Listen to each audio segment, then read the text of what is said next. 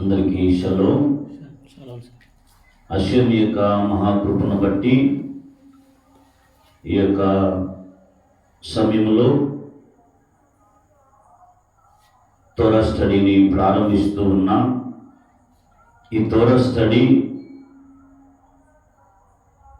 ఆధ్యాత్మికంగా ప్రతి ఒక్కరూ కూడా విడుదల విమోచన పొందినట్లు, వారి అంతరాత్మలో ఒక గొప్ప మార్పుకి కారణమవునట్లు, దేవుని యొక్క మార్గాలను గుర్తించి గ్రహించి తెలుసుకొని నడుచున్నట్లుగా సమాజమునకు గ్రామమునకు ఈ తోరా స్టడీ మేలుకరంగా దీవెనకరంగా ఉన్నట్లు సమర్పిస్తూ ఉన్నాం. ఈరోజు చాలా చాలా ప్రాముఖ్యమైనటువంటి విషయాన్ని తెలియజేయాలని నేను ఆశపడుతూ ఉన్నాను. చాలామంది వారి వారి ఆధ్యాత్మికమైన జీవితంలో ఎక్కడున్నారు, ఏ స్థాయిలో ఉన్నారు, ఏ స్థితిలో ఉన్నారు అనేటువంటి విషయము ఎవరికీ తెలియడం లేదు. ఎలాగంటే, మీ పిల్లవాడు ఏం చదువుతున్నాడు అనంటే వాడు ఏ క్లాసులో ఉన్నాడు అనేటువంటి విషయము నీకు క్లారిటీ ఉంది. మా పిల్లవాడు 5వ తరగతి చదువుతున్నాడండి, 10వ తరగతి చదువుతున్నాడండి, లేకపోతే ఇంటర్మీడియటో ఇంజనీరింగో, ఇలాగా మన పిల్లల గురించి వాళ్ళ స్టాండర్డ్ ఏమిటో మనకు అర్థమవుతుంది. అలాగే ఒక 10 ఎకరాలు నువ్వు పత్తి వేసావనుకోండి, పత్తి తీస్తా ఉన్నావు, పనివారిని పెట్టి ఎన్ని ఎకరాలు అయిపోయింది అనంటే నువ్వు చెప్పగలిగినటువంటి స్థితిలో ఉన్నావు. అలాగ మీరు ఆలోచించండి. ఈ భౌతిక ప్రపంచంలో ఉన్నటువంటి విషయాలు ఏదైతే ఉన్నవో వాటన్నిటిలో మనకు ఒక కొద్దిపాటి క్లారిటీ అనేది ఉంది. కొంతమంది ఉంటారు తల్లిదండ్రులు, మా పిల్లవాడా వాడు ఏం చదువుతున్నాడో తెలియదండి అనేవాళ్ళు కూడా ఉంటారు. అది ఎక్కడో రేరుగా ఉంటుంది. ఆ విషయాన్ని మనం పక్కన పెడితే మనందరికీ కూడా ఈ విషయాలలో ఒక క్లారిటీ అనేది ఉంటుంది. అయితే నీవు ప్రయాణం చేస్తున్నావు అనుకోండి, ఒక ప్రాంతం నుండి మరొక ప్రాంతానికి, ఎక్కడి వరకు వెళ్ళావు అని ఎవరైనా ఫోన్ చేసి అడిగితే, నేను అమరావతి దాకా వెళ్ళాను, లేకపోతే విజయవాడ వరకు వెళ్ళాను అని ఇట్లాగా నీ ప్రయాణంలో నువ్వు ఎక్కడున్నావో నువ్వు చెప్పగలుగుతావు. అయితే ఆధ్యాత్మికమైనటువంటి విషయంలో, ఆధ్యాత్మికమైనటువంటి ఆ ఎదుగుదలలో నీవెక్కడున్నావు, ఏ స్థాయిలో నీవు ఉన్నావు, ఏ స్థితిలో నీవు ఉన్నావు అనంటే ఆ విషయంలో మనకి క్లారిటీ లేదు. ఎందుకు అనంటే, నేను ప్రార్థనకి వెళ్తున్నాను, మా పాస్టర్ గారు బాగా చెప్పారు, ఇట్లాగా, లేకపోతే నేను గుడికి వెళ్తున్నాను, మా పూజారి బాగా చెప్పారు, ఇట్లాగా ఎవరి యొక్క ఆధ్యాత్మికమైన విషయాలను బట్టి వారు చెప్తారే తప్ప నీవెక్కడున్నావు, ఇన్ని సంవత్సరాల నీ ప్రార్థన జీవితంలో నీ స్టేటస్ ఏమిటి, నీ ఎదుగుదల ఏమిటి అనంటే, ఏమోనండి నాకు తెలియదు, నేను ప్రార్థనకైతే వెళ్తున్నాను, వస్తున్నాను, క్రమం తప్పకుండా వెళ్తున్నాను అని అంటాం. కాబట్టి ఈరోజు చాలా చాలా ప్రాముఖ్యమైనటువంటి విషయాలని మనం పరిగణలోకి తీసుకొని మనం ఏ స్థితిలో ఉన్నాము, ఏ స్థాయిలో ఉన్నాము అనేటువంటి విషయాలను మనం అవగాహన చేసుకోవడానికి ప్రయత్నం చేద్దాం. ఖచ్చితంగా ఈ తోరా స్టడీ ఏదో ఒక సంఘానికి, ఏదో ఒక సమాజానికి ఉపయోగపడుతుంది అనేది కాదు, కానీ ఒక మానవుడిగా నేను మానవుణ్ణి అన్నటువంటి ప్రతి ఒక్కరికి కూడా ఈ తోరా స్టడీ అనేది చాలా ప్రాముఖ్యమైనది అనేటువంటి విషయాన్ని నేను గుర్తు చేస్తున్నాను. ప్రతి ఒక్కరూ కూడా ఆ విషయాన్ని గమనించగలరని నేను కోరుతూ ఉన్నాను. ఒక గొప్ప సేజ్ రబీ గారు ఓర్కొత్ సద్దీకీం అని ఒక అద్భుతమైనటువంటి పుస్తకాన్ని రాశారు. ప్రతి ఒక్కరూ కూడా కొన్ని పుస్తకాలు రాస్తూ క్రిందన వాళ్ళు అడ్రస్ ఇస్తారు. ఎవరు రచయిత, ఎవరు, ఏమిటి అనేటువంటి విషయాన్ని ప్రస్తావిస్తారు. అయితే ఈ రబీ గారు అద్భుతమైనటువంటి పుస్తకాన్ని ప్రపంచానికి అందించారు. ఎంతో మంది జీవితాలు మార్చుకుంటూ ఉన్నారు ఈ తోరా స్టడీల వలన. అయితే దాని రచయిత ఎవరూ కూడా తాను తెలియజేసుకోలేదు అని అంటే అతడు ఎంత దీనుడై ఉన్నాడు, ఎంత తగ్గింపుతో ఉన్నాడు అనేటువంటి విషయాన్ని మనం ఇక్కడ తెలుసుకోవాలి. కాబట్టి మనం తోరా స్టడీలోకి మనం వెళ్తూ ఉన్నాం. జ్ఞాని అయినటువంటి సొలొమోను, ఆయన గొప్ప జ్ఞాని. ఎలాంటి జ్ఞాని అనంటే ఆయనకు ముందు కానీ ఆయన తరువాత కానీ మానవులలో ఎవ్వరూ కూడా జ్ఞాని అయినటువంటి సొలొమోను గారు లాంటి జ్ఞానవంతుడు లేరు. అంత గొప్ప జ్ఞాని, తెలివితేటలు, సామర్థ్యము కలిగినటువంటి వ్యక్తి,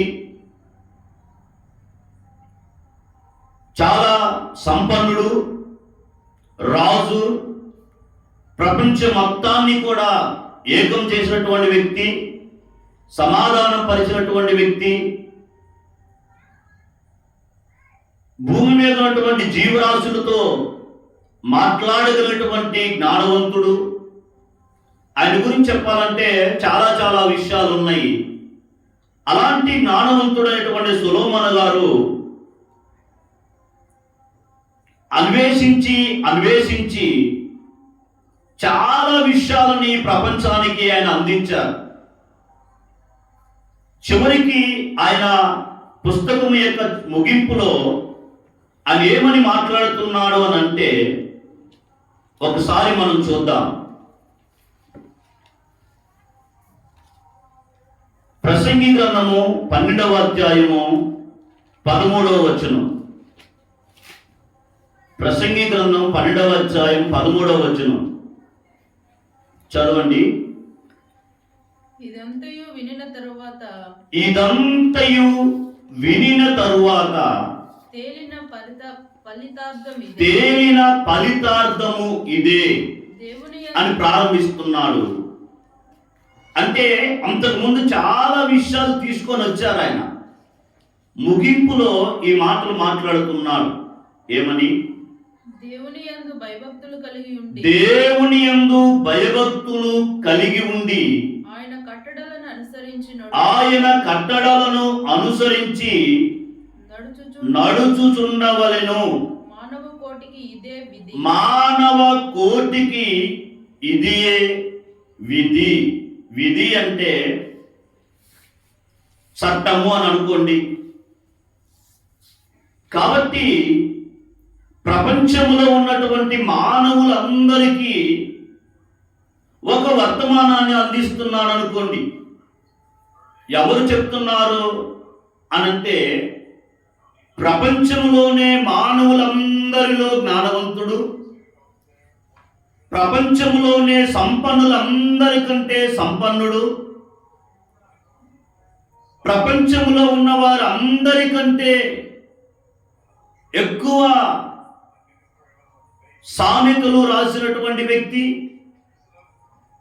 ఆయన చెప్తున్నటువంటి మాటలు ముగింపులో ఏమంటున్నాడంటే, దేవుని యందు భయభక్తులు కలిగి ఉండి ఆయన కట్టడలను అనుసరించి నడుచుచుండవలెను, మానవ కోటికి ఇదియే విధి అని ముగింపులో ఒక విషయాన్ని ప్రస్తావిస్తూ ముగిస్తున్నాడు. ఈ విషయాన్ని బేస్ చేసుకొని ఈరోజు నేను తోరా స్టడీని ప్రారంభిస్తున్నా. ఈరోజు తోరా స్టడీ ఏమిటంటే గర్వం. ఈ గర్వం అనేటువంటి ఈ గుణలక్షణం అది మానవునికి ప్రయోజనకరమైనదా, హానికరమైనదా?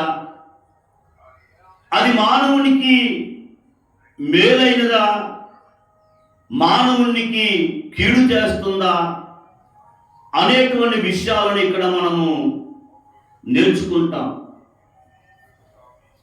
కాబట్టి ఒక మనిషి గర్విష్ఠిగా ఉండేదానికంటే, అహంకారుడుగా ఉండేదానికంటే అతడు దేవుని యందు భయభక్తులు కలిగి ఉండి దేవుడు నిర్ణయించినటువంటి కట్టడలను అనుసరించి నడుస్తూ ఉండాలి అనేటువంటి విషయాన్ని ఈ యొక్క రచయిత తెలియజేస్తూ ఉన్నాడు. ప్రాముఖ్యమైనటువంటి విషయం ఏమిటంటే భయము, భక్తి. ఒక విశ్వాసి యొక్క జీవితంలో ఉండాల్సినటువంటి ప్రాముఖ్యమైనటువంటి విషయం భయము, భక్తి. నేను భయభక్తులు కలిగి ఉన్నానండి, నాకు దేవుని యందు భయము భక్తి లేకపోతే నేను గుడికి ఎందుకు వెళ్తాను, చర్చికి ఎందుకు వెళ్తాను అని చాలా మంది అనుకోవచ్చు కాక. ఈ విషయాలు మనం నేర్చుకుంటున్నప్పుడు ప్రారంభంలో మనం చెప్పినట్లుగా నువ్వెక్కడున్నావు, నీ ఆధ్యాత్మికమైన జీవితంలో నీవెక్కడున్నావు అనేటువంటి విషయాన్ని నువ్వు గుర్తించగలుగుతావు ఖచ్చితంగా. దేవుని యందు భయము అనేటువంటి యొక్క విషయం ఏదైతే ఉందో అది చాలా ప్రాముఖ్యమైనది. మానవునికి ఉన్నటువంటి గుణలక్షణాలు ఇవన్నీ కూడా ఒక్కొక్క ముత్యం లాంటిది. ఒక్కొక్క గుణలక్షణము ఒక్కొక్క ముత్యం లాంటిది. ఈ ముత్యాలన్నీ కూడా ఒక దారం చేత అవి ఒక దండలాగా తయారవుతాయి.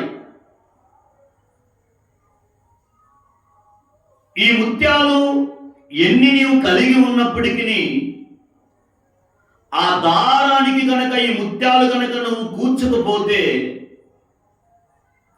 అది నీ మెల్లో ఒక హారముగా అది ఉండలేదు. నీకు అది ఒక అలంకరణగా అది ఉండలేదు. నీవు కలిగి ఉన్నటువంటి ఆ గుణలక్షణాలు ఈ దారము చేత గనక నీవు అది అమర్చుకోకపోతే నీవు కలిగి ఉన్నటువంటి ఆ గుణలక్షణాలకు విలువ లేదు అనేటువంటి విషయాన్ని పెద్దలు వివరిస్తూ ఉన్నారు. ఆ దారమే దేవుని యొక్క భయం, దేవుని యందు భయము. దేవుని యందు నీకు భయము లేకపోతే నీవు కలిగి ఉన్నటువంటి ఏ గుణలక్షణాలైనా ఏ విషయాలైనా సరే అది నీకు శూన్యమే, నీకు నిరుపయోగమైనది అని పెద్దలు తీసుకొని వస్తా ఉన్నారు. కాబట్టి ఒక మానవుడిగా నీ జీవితంలో ఉండాల్సింది ఏమిటి, ఒక విశ్వాసిగా నీవు కలిగి ఉండాల్సింది ఏమిటి అనంటే దేవుని యందు భయము. అన్ని విషయాలలో నువ్వు దేవునికి భయపడుతూ ఉండాలి. భయపడుతూ ఉండాలంటే అమ్మో అని అలా కాదు, ఒక గౌరవార్థమైనటువంటి భయం.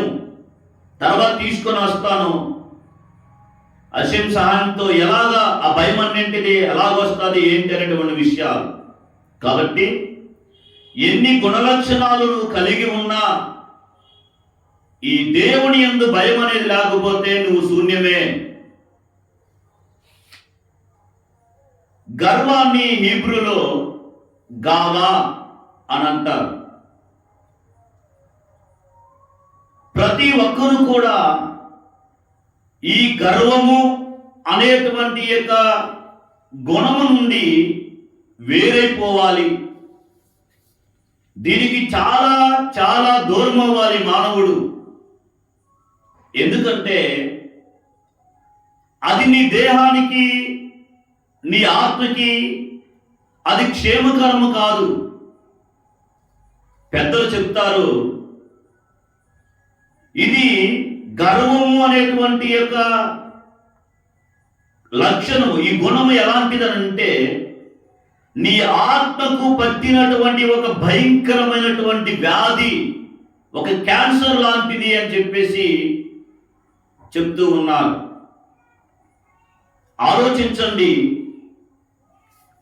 అది నీ ఆత్మకు పట్టినటువంటి వ్యాధి, ఘోరమైనటువంటి వ్యాధి, క్యాన్సర్ లాంటిది అని అంటే నీకేమైనా అర్థమవుతుందా?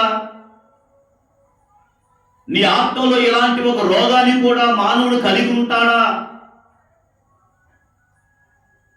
ఆత్మకు పట్టినటువంటి రోగము ఎలా ఉంటుందా అనేటువంటి విషయము అది నీకు అర్థం కాకపోవచ్చు, నువ్వు ఎప్పుడు కూడా విని ఉండకపోవచ్చు. సాధారణంగా మనిషి ఆలోచిస్తూ ఉంటాడు శారీరకమైనటువంటి రోగం గురించి. రోగాలు చాలా చాలా డిఫరెంట్గా ఉన్నాయి మనిషి యొక్క జీవితంలో. కొన్ని భయంకరంగా ఉన్నాయి. అదే ఇప్పుడు నేను ఆత్మకు పట్టిన క్యాన్సర్ అని చెప్పేసి నేను ఆ పదాన్ని ఉపయోగించాను. అదే శరీరానికి వచ్చినటువంటి క్యాన్సర్ గురించి అయితే మానవుడు ఎంత ప్రయత్నం చేస్తాడు, ఎంత డబ్బులు హెచ్చిస్తాడు, ఏ విధంగా ఆ భయంకరమైన క్యాన్సర్ నుంచి తను తాను రక్షించుకోవడానికి, కాపాడుకోవడానికి ఎంత ప్రయత్నం చేస్తాడు. ఆ కుటుంబంలో వచ్చినటువంటి ఆ బాధ నుండి ఆ వ్యక్తిని రక్షించడానికి ఇతడు ఎంత ప్రయాసపడతాడు, ఎంత ప్రాధేయపడతాడు, ఎంతమందిని వేడుకుంటాడు, ఎన్ని లక్షలైనా ఖర్చు పెట్టి బాగు చేసుకోవాలన్న ప్రయత్నము చేస్తారు. చేయరా అండి? ఖచ్చితంగా చేస్తారు. అంటే దాని యొక్క తీవ్రత లాంటిది, ఆ రోగం యొక్క భయంకరత్వం అలా ఉంది. అవి మీరు కనుక యూట్యూబ్లో చూసినట్లయితే ఒక్కొక్క క్యాన్సర్, థ్రోట్ క్యాన్సర్ అని, బ్లడ్ క్యాన్సర్ అని, బ్రెయిన్ క్యాన్సర్ అని, బోల్డ్ రకాల క్యాన్సర్లు ఆ పుండులు మనం చూసినప్పుడు ఎంతో అసహ్యాన్ని పుట్టిస్తారు. అయ్యో ఇలా ఉందా, అతనికి వచ్చినటువంటి ఆ పుండునే మనం చూడలేనటువంటి పరిస్థితుల్లో ఉంటే అతను అనుభవిస్తున్న బాధ యొక్క తీవ్రత ఎంత ఘోరమైనది కదా. కాబట్టి శారీరకమైనటువంటి రోగాల గురించి మనిషి ఆలోచించి ఎలాగైనా సరే తన కలిగి ఉన్నది అమ్మేసి ఎక్కడైనా సరే తీసుకురాగలిగినటువంటి కెపాసిటీ ఉంటే ఎక్కడి నుంచైనా అప్పులు తీసుకొని వచ్చి ఆ రోగము నుండి బయట పడేదానికి అతడు ప్రయత్నం చేస్తాడు. తన కుటుంబంలో ఉన్నటువంటి వారు బయటపడటానికి మిగతా వాళ్ళు కూడా వారి వారి ప్రయత్నాలు చేస్తూ ఉంటారు. ఎందుకంటే ఆ క్యాన్సర్ యొక్క తీవ్రత ఏమిటో, దాని ముగింపు ఏమిటో అది నీకు తెలుసు కాబట్టి నీవు విశ్వ ప్రయత్నం చేస్తావు. అది చాలా వరకు బాగు చేయబడేటువంటి వ్యాధి కాదు, టెంపరీగా మనిషి జీవించడానికి ఉపయోగపడుతుంది దాని యొక్క తీవ్రతను బట్టి కొంతకాలం. అయినా కానీ మానవుడు ఎంత ప్రయత్నం చేస్తా ఉన్నాడు దాని గురించి. కాబట్టి ఇది నీకు భౌతికంగా ఇది కనిపిస్తుంది కాబట్టి దాని నుండి ఎలా నేను బయటపడాలి, ఎలా నేను దాన్ని బాగు చేసుకోవాలనే ఆలోచనలో నువ్వు వెళ్తూ ఉన్నావు. మరి నీ ఆత్మకు పట్టినటువంటి ఆ రోగమును గురించినటువంటి ఆలోచన నువ్వు ఎంతవరకు చేయగలుగుతున్నావు, ఎంత ప్రయత్నం చేయగలుగుతున్నావు? ప్రార్థనగా నేను వెళ్ళనండి, ఆవిడ వెళ్తాది. ప్రార్థనగా నేను వెళ్ళనండి, ఆయన వెళ్తాడు. పిల్లలు వెళ్తారండి సండే స్కూల్కి. ఏ నీకు అవసరం లేదా అంటే దాని యొక్క ప్రభావం ఏమిటో నీకు తెలియకపోవడాన్ని బట్టి, దేవునికి దూరమైనటువంటి ఆ స్థితి ఏమిటో నీకు తెలియకపోవడాన్ని బట్టి నీవు ఆ విషయాలలో నీకు సరైన అవగాహన లేకుండా పోతా ఉంది. కాబట్టి ఈ విషయాన్ని మీరు బాగా గమనించండి. గర్వము అనేటువంటి యొక్క గుణలక్షణం ఏదైతే ఉందో ఇది చెడు గుణలక్షణము. ఇది నీ ఆత్మకు పట్టిన ఒక భయంకరమైన వ్యాధి.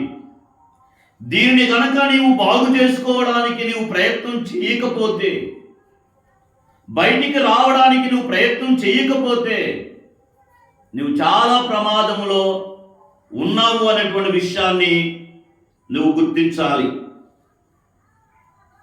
కాబట్టి భౌతికమైన విషయాల గురించి మనం బయటపడటానికి డబ్బులు పోగు చేస్తాము, డాక్టర్ని సంప్రదిస్తాం. మరి ఆత్మకు పడినటువంటి రోగం గురించి మనం బయటపడాలంటే ఏం చేయాలి అనంటే, ఒక వ్యక్తి నిజంగా నీతియుక్తంగా జీవించాలి, మంచి జీవితం జీవించాలి, మేలైనటువంటి జీవితాన్ని నేను ఈ ప్రపంచంలో జీవించాలి, నా జీవితము వలన ఇతరులు ఆదర్శవంతంగా ఉండాలి అని అనుకున్నటువంటి వ్యక్తి తోరా స్టడీ చేయాలి, తోరా నేర్చుకోవాలి. తోరా స్టడీ చేస్తూ దానికి అనుకూలంగా మన జీవితాన్ని మనము మార్చుకుంటూ రావాలి. అప్పుడే నీలో ఎంత గర్వం ఉందో, గర్వం నీ జీవితంలో ఏ స్థాయిలో ఉందో నీకు అర్థమవుతాను.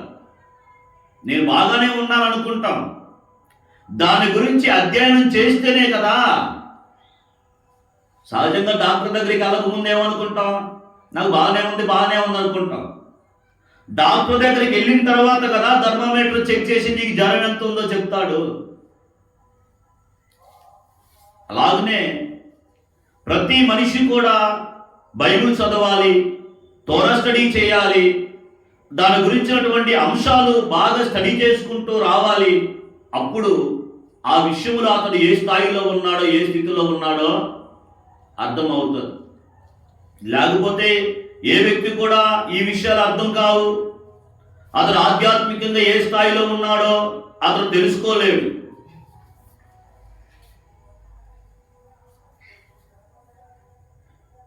కాబట్టి ప్రతి ఒక్కరూ కూడా మనం ఏ విధంగా మనం ఆలోచించాలంటే, మనం కలిగి ఉన్నటువంటి యొక్క గర్వము అనేటువంటి యొక్క చెడు గుణ లక్షణాన్ని మనం ఎలా తెలుసుకోవాలి,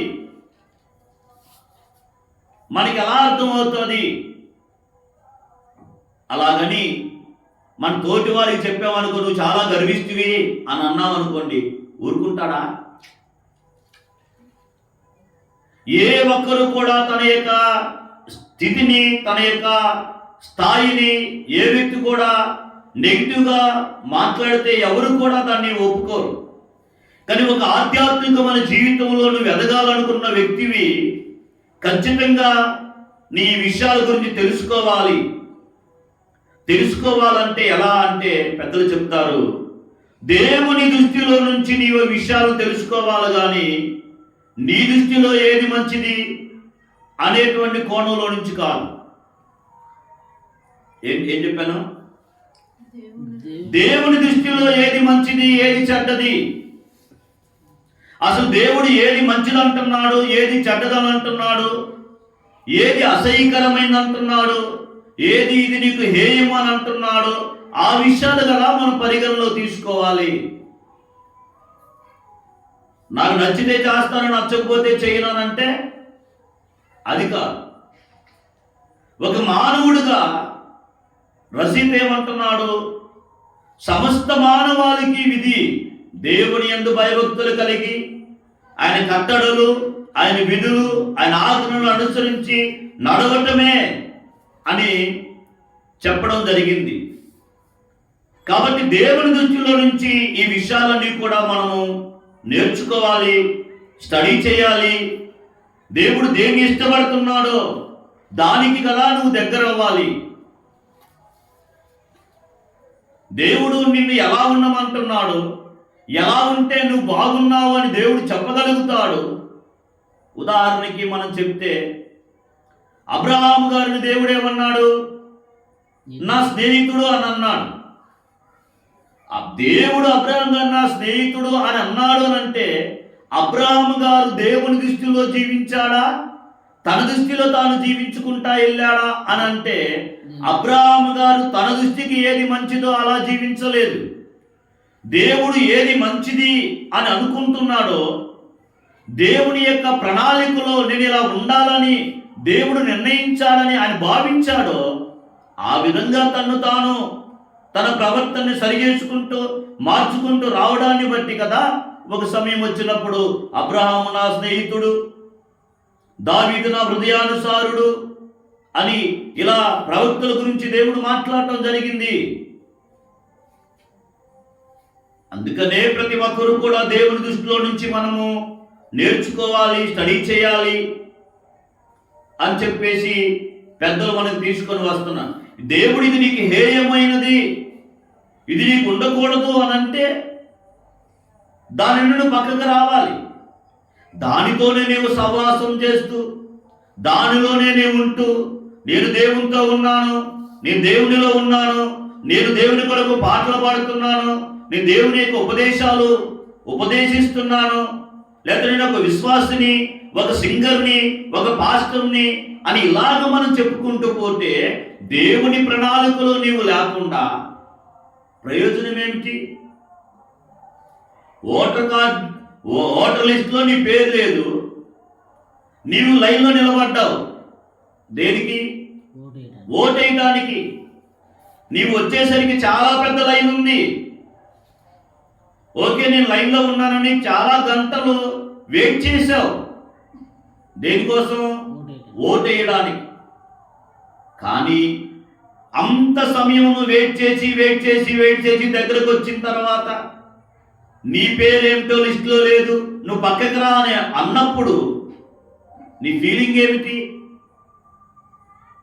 నీ ఆలోచన ఏమిటి? అప్పటికే నిలబడి ఒక పక్కన ఎమోషన్స్ అన్ని తన్నుకొని వస్తున్నాయి. ఏంట్రా బాబు ఇంతసేపు నిలబెట్టారు, కాలు పీగుతున్నాయి, నడువు లాగుతుంది, ఒక పక్కన కోపం, ఒక పక్కన దాహం, ఇవన్నీ మనకి వచ్చి లాస్ట్కి వచ్చేసరికి అబ్బా నువ్వు పక్కకు రా, నీ పేరు లిస్టు లేదు సింపుల్గా ఆ ఏజెంట్ చెప్పినప్పుడు నీ స్పందన ఏమిటి?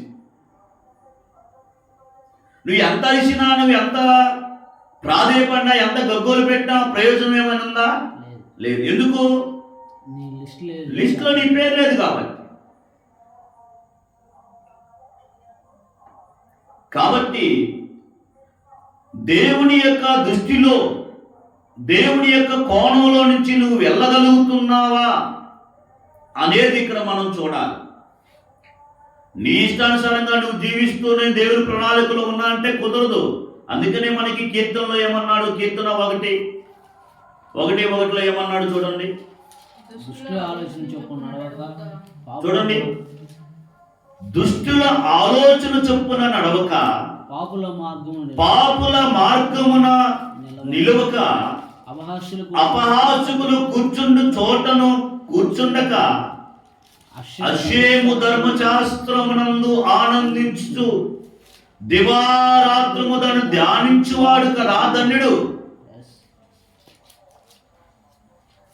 పై గుణ లక్షణాలు ఏమీ నీకు లేకుండా నేను ధన్యుడు, నేను దేవుణ్ణి నమ్ముకున్నాను, నేను మంచివాడిని, దేవుణ్ణి నమ్ముకున్నాను, నేను మంచి మార్గంలో ఉన్నాను అంటే పైన నీవు ఏ స్థలంలో కూర్చుంటున్నావు, ఎవరితో నీవు సవాసం చేస్తున్నావు, ఏ మాటలు నువ్వు మాట్లాడుతున్నావో సరైన అవగాహన లేకుండా అవే విషయాలు నువ్వు చేసుకుంటా వస్తూ నేను ఎంత ధన్యుని కదా దేవుణ్ణి నమ్ముకున్నాను అని అంటే, నేను ఎంత ధన్యుని కదా దేవునికి నేను కానుకిస్తున్నాను అని అంటే ఏంటి ప్రయోజనము?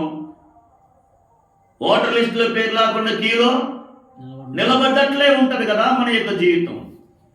అందుకనే ప్రతి మనిషి కూడా దేవుని దృష్టిలో నుంచి నేను ఎలా ఉన్నాను, ఎలా నడుస్తున్నాను, నేను ఏ సంఘంలో ఉన్నాను, ఏ సమాజంలో ఉన్నాను, ఎవరు నాకు ఉపదేశకుడు, ఎవరు నాకు సేవకుడు అనేది కాదు. ఇక్కడ నీవు దేవుని దృష్టిలో ఎలా ఉన్నావు అనేటువంటిదే ఇక్కడ మనకి చాలా ప్రాముఖ్యమైనటువంటి విషయం. కాబట్టి నీతియుక్తమైన మంచి జీవితం జీవించాలి, యథార్థమైనటువంటి జీవితం జీవించాలి అని అంటే ముందు నువ్వేం చేయాలి అని చెప్తున్నారంటే పెద్దలు, తోరా స్టడీ చేయాలి. స్టడీ చేస్తేనే కదా నీకు దాని విషయం అవగాహన వస్తుంది. స్టడీ చేయకపోతే, చదవకపోతే నీకు దాని గురించిన అవగాహన ఏమీ కూడా రాదు, దాని గురించి జ్ఞానం నీకు రాదు. ఇవి ఎప్పుడైతే మానవుడు తోరా స్టడీ చేస్తాడో, ఆ గర్వం అనేటువంటి ఆ సబ్జెక్టును అతను చదువుతాడో, నేర్చుకుంటాడో, అప్పుడు కదా అరే నేను ఏ స్థితిలో ఉన్నాను, ఏ స్థాయిలో ఉన్నాను. ఉదాహరణకి ఇప్పుడు టైఫాయిడ్ జ్వరం వస్తుంది, ట్యాబ్లెట్ తెచ్చుకొని వేసుకున్నాను షాపులో. వేసుకున్నప్పుడు బాగుంది, తెల్లారి మళ్ళీ స్టార్ట్ అవుతుంది. అలాగే 2 రోజులు గడిచింది, ఇదేదో ట్యాబ్లెట్కి తగ్గినట్లేదు, డాక్టర్ దగ్గరికి వెళ్దామని చెప్పేసి మనం వెళ్ళినప్పుడు అతడు టెస్ట్లకు పంపించిన తర్వాత టైఫాయిడ్ వచ్చింది, టైఫాయిడ్ ఇన్ని పాయింట్లు ఉందని చెప్తారు కదా. జ్వరం వచ్చింది, ఆ జ్వరం కూడా ఏ స్థాయిలో ఉందనేది ఎలా తెలుస్తుంది? టెస్ట్ చేస్తేనే కదా తెలుస్తుంది. అలాగ నీవు టెస్ట్ చేసుకోకుండా, దేవుని యొక్క తోరాలోనికి రాకుండా, బైబిల్ విషయాల పట్ల సరైనటువంటి అవగాహన నీకు లేకుండా నువ్వెలా అనుకుంటావు నేను బాగున్నానని? అందుకనే మనం ఎప్పుడు కూడా దేవుని యొక్క విషయాలతో మనము సరిపోల్చుకోకుండా మనం బాగున్నామని ఎప్పుడు కూడా మనం అనకూడదు. అందుకనే పెద్దలు చెప్తారు, తోరా స్టడీ చేయాలి, తోరా యొక్క జ్ఞానాన్ని సంపాదించాలి. అలాగని చాలామంది తోరా స్టడీ చేస్తూ ఉంటారు, జ్ఞానాన్ని సంపాదిస్తారు. ఇక్కడ తోరా స్టడీ చేసి జ్ఞానాన్ని సంపాదించి ఇతరులకు మనం చెప్పామనుకోండి, పలానా అబ్రహాం చాలా బాగా మాట్లాడుతున్నాడు, పలానా శారమ్మ బాగా మాట్లాడుతుంది, దేవుడి గురించి బాగా తెలుసు అని అంటారే కానీ నీ గుణలక్షణం మారకపోతే ఏముంది?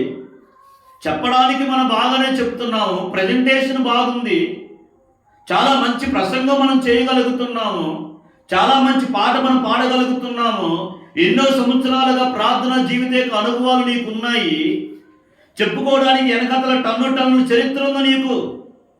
కానీ నీ గుణలక్షణంలో మార్పు లేకపోతే ఏంటి ప్రయోజనము? అందుకనే తోరా స్టడీ చెయ్యాలి, జ్ఞానాన్ని సంపాదించాలి. అది ఎందుకు చేయాలి అని అంటే, ఎందుకు జ్ఞానాన్ని సంపాదించాలి అని అంటే, అది నీ గుణలక్షణాన్ని నీవు మార్చుకోవడానికి. గుణలక్షణాన్ని మనం మార్చుకోవడానికే దేవునితో సహవాసంలోనికి రావాలి.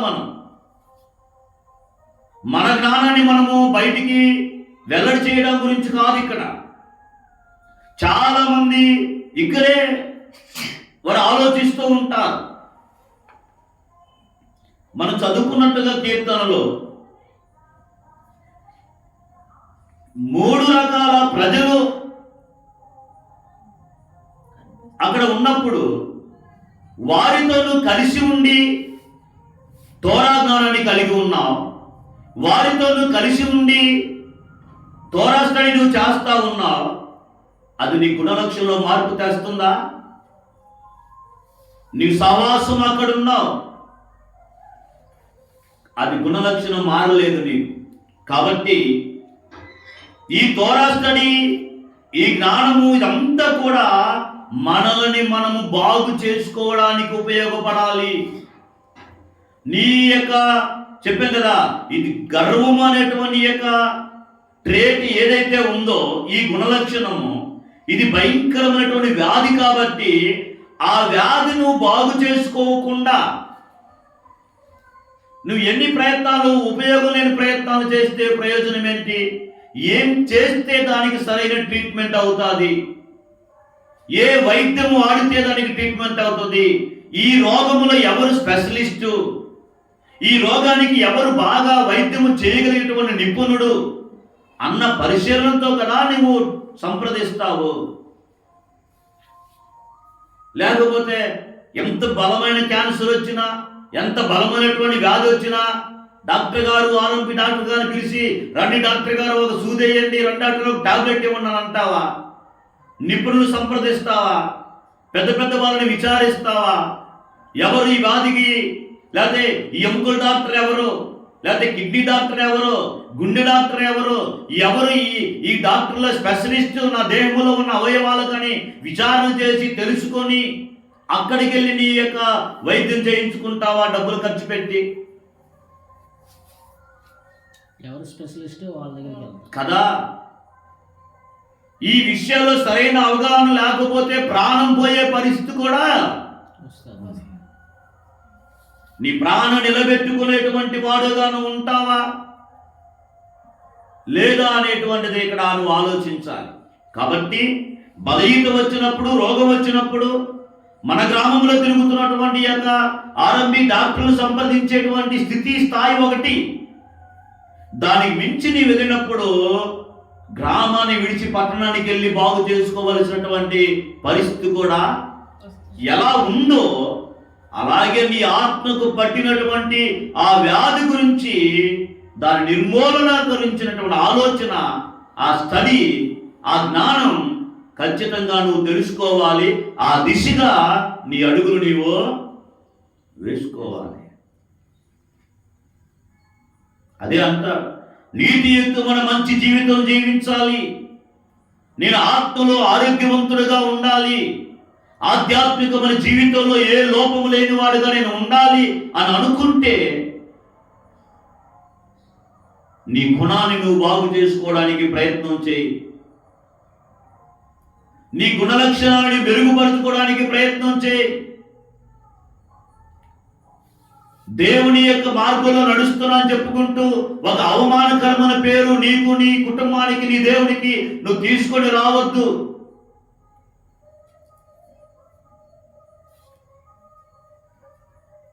ఇలా ఎవరు ఆలోచిస్తారు? నా గుణలక్షణాన్ని నేను ఎలా బాగు చేసుకోవాలని ఎలా ఆలోచిస్తారు? నేను ఎలా పాట పాడాలి, నేను ఎలా ప్రసంగం చేయాలి, నేను ఎవరికి చెప్పాలి అని ఆలోచించినట్లుగా, అరే నేను అసలు ఆత్మలో ఏమై ఉన్నాను, ఏ స్థాయిలో నేను ఉన్నానని ఎవరు ఆలోచిస్తారు?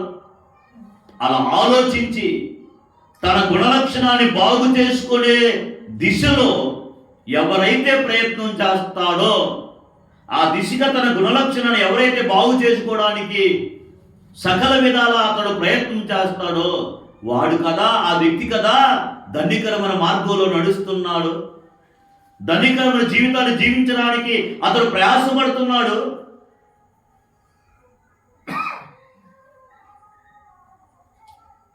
కాబట్టి చాలా తక్కువ మంది ఈ విషయాలు ఆలోచిస్తారు.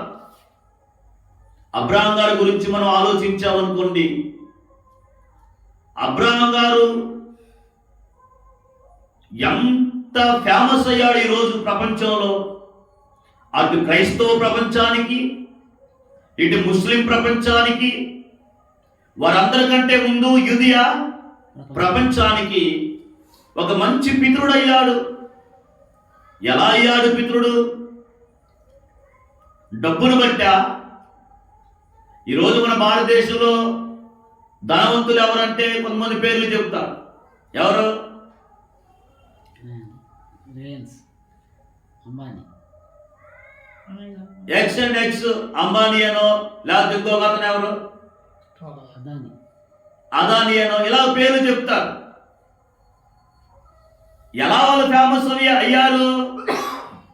డబ్బు, ఆస్తి, సంపద, వ్యాపారాలు, ఫ్యాక్టరీలు, విస్తారమైనటువంటి షాపులు, ఈ రాబడి అంతటనే బట్టి కదా అతను గొప్పవాడని చెప్తున్నావు. అబ్రహాం గారి యొక్క జీవితాన్ని మనం పరిశీలించినప్పుడు ఈ అంబానీ, అదాని, ఇంకొకళ్ళు ఈ యొక్క ప్రపంచంలో మన భారతదేశానికి మాత్రం చెప్పుకోవడానికి కానీ,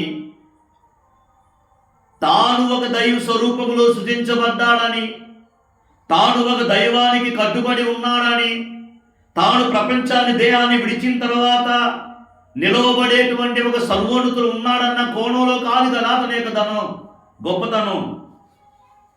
ఇక్కడ మనం మాట్లాడుకుంటున్నది ఏమిటంటే దేవుని దృష్టిలో నుంచి మానవుడు ఎలా జీవించాలి. అబ్రహాము గారి జీవితాన్ని మనం చూస్తే చాలా ధనవంతుడు. ఆ యొక్క హేతు కుమారులు శారము గారు చనిపోయినప్పుడు ఒక కొద్దిపాటి భూభాగం గురించి హేతు కుమారుల దగ్గర అడుగుతాడు అబ్రహాము గారు. అయ్యా, నా భార్యని పాతి పెట్టుకోవడానికి నాకు ఒక స్థలం కావాలి అని అడిగితే వాళ్ళు అంటారయ్యా, నీవు మమ్మల్ని ఒక కొద్దిపాటి స్థలం అడుగుతున్నావా? నీవు మా మధ్యలో మహారాజువై ఉన్నావు. ఏమన్నారు? మహారాజు. నీవు మా మధ్యలో మహారాజువై ఉన్నావు. అంత రాజ్య స్థానములో ఉండి, రాజు స్థానములో ఉండి ఒక చిన్నపాటి బరియల్ గ్రౌండ్ అడుగుతున్నావా? నీకు మా దేశములో ఏ స్థలము నీకు నచ్చిందో చెప్పు, ఆ స్థలాన్ని మీకు ఇచ్చేస్తామని అన్నారు. అబ్రహాం గారు, ఓ నాకు ఎంత పేరు వచ్చింది ఈ దేశంలో అని, ఓకే నాకు పలానా స్థలం ఏమన్నా అనలేదు. వాళ్ళందరూ ఎదుట సాష్టాంగ నమస్కారం చేసి, అయ్యలారా అలా అనుబాకండి, వెల ఎంతో చెప్పండి, వెల ఇచ్చుకుంటానని వాళ్ళకి సాష్టాంగ నమస్కారం చేస్తున్నాడు. అది ఆత్మలో గొప్పతనం అని అంటే అది భౌతికంగా మన దృష్టి చూసేటువంటిది డబ్బు, ధనం, ఆస్తి, సంపదలు. దేవుని దృష్టిలో మనం ఉండాల్సింది సాష్టాంగ నమస్కారము, దేవుని యొక్క ప్రాణ తగ్గింపు జీవితం అనేది. దేవుని దయను వెలుగుతున్నాడు, దేవుని కృపను ఎదుగుతున్నాడు. ఈ భౌతిక ప్రపంచంలో అతడు ఆస్తిపరుడుగా ఉన్నాడు, పరలోకము దృష్టిలో కూడా అతడు దీనుడుగా. అందుకే కదా అబ్రహాము నా స్నేహితులని దేవుడు పిలవగలుగుతున్నాడు. దేవుడు నాతో మాట్లాడాడా అని అంటున్నారు కానీ ఏం మాట్లాడాడు నీతో? మన జీవితం ఎలా మౌళ్ళవుతుందో ఈ ప్రపంచంలో దేవుని యొక్క ప్రణాళికలో వారితో కదా దేవుడు సహవాసం చేస్తాడు. నువ్వే చేయవే నీ ఆలోచనకి అనుకూలంగా లేని వ్యక్తితో. ఏమండి, ఈ ప్రపంచంలో స్నేహాలు ఎలా ఉంటాయి? నా ఆలోచనకు తగ్గట్టుగా ఉండాలి. ముసలమ్మ ముచ్చట్లు చెప్పే వ్యక్తి అయితే ఎవరైతే ముసలమ్మ ముచ్చట్లు చెప్తున్నారో ఆ వ్యక్తితో సహవాసం చేస్తారు. అట్లాగా మీరు ఆలోచించండి. ఈ ప్రపంచంలో ఉన్న స్నేహాలు, ఎవరైనా ఒక మంచి వ్యక్తితో సహవాసం చేస్తారా? ఏదైనా ఒక బలహీనతకి అలవాటు పడినటువంటి వ్యక్తి ఒక మంచి జీవితాన్ని, సత్ప్రవర్తన కలిగిన జీవితాన్ని జీవిస్తున్న వ్యక్తితో సహవాసం చేస్తారా అంటే చెయ్యట్లేదు. కాబట్టి ప్రతి మానవుడు కూడా ఆత్మలో అతడు చాలా తగ్గింపు జీవితం కలిగి ఉండాలి అని అబ్రహాం గారి యొక్క జీవితాన్ని బట్టి మనం ఇక్కడ నేర్చుకోగలుగుతున్నాం. ఒక మంచి వ్యక్తిగా మారాలంటే దానికి సంబంధించినటువంటి స్టడీ అనేది చాలా అవసరం. ఏంటండి ఆ స్టడీ అని అంటున్నారు మీరు? ప్రార్థనకి వెళ్తే సరిపారా అనంటే అది అవ్వదు. ప్రార్థనకి వెళ్ళినంత మాత్రాన నీకు సరైనటువంటి స్టడీ లేకపోతే, ఆ సబ్జెక్ట్ గురించి సరైన అవగాహన లేకపోతే, నువ్వెక్కడ ఉన్నావో, ఏం చేస్తున్నావో, ఏ స్థితిలో ఉన్నావో, ఏ స్థాయిలో ఉన్నావో నీకు తెలియదు. ఉదాహరణ చెప్తాను చూడండి. నువ్వు కెమిస్ట్రీ ల్యాబ్కి వెళ్తావా? అక్కడ ఏముంటాయి? కెమికల్స్ ఉంటాయి. కెమికల్స్ ఉంటాయి, బోల్డ్ రకాల కెమికల్స్ ఉంటాయి అక్కడ. ఆ ఎక్స్పెరిమెంట్లో వాళ్ళకి కావలసిన ఎక్స్పెరిమెంట్ చేయడానికి ఏ కెమికల్ యాడ్ చేస్తే పలాంది వాళ్ళు అనుకున్నది వస్తుంది అని అంటే దాన్ని మాత్రమే యాడ్ చేయాలి. కొన్ని కెమికల్స్ ఉంటే ప్రమాదం కూడా వచ్చేటువంటి పరిస్థితి ఉంటుంది. సల్ఫ్యూరిక్ యాసిడ్ అండి, H2SO4 వాటర్ తగిలితే లేచిపోతుంది. అది వాటర్ తగిలితే లేచిపోతుంది. నీకు తెలియకుండా కెమిస్ట్రీ ల్యాబ్లో గురించినటువంటి అవగాహన లేకుండా, ఏ కెమికల్ ఏ విధంగా ఉపయోగపడుతుందో అన్న అవగాహన లేకుండా ల్యాబ్కి వెళ్ళి నేను చేస్తానంటే ఏంటి? ఏమండి, నేను చేస్తాను ల్యాబ్లోకి వెళ్తాంటే కుదరదు. నీకు ప్రమాదం పొంచి ఉండేటువంటి ప్రమాదం కూడా ఉంది. కాబట్టి నువ్వు ఏ స్థలానికి వెళ్తున్నావో, ఏం చేయాలనుకుంటున్నావో దాని గురించినటువంటి సరైన అవగాహన కనుక నీకు లేకుండా నీ పని ఉంటే అది నీకు మేలుకరంగా మారటానికి బదులు నీకు ప్రమాదాన్ని తీసుకొని వస్తుంది. ఆలోచించండి.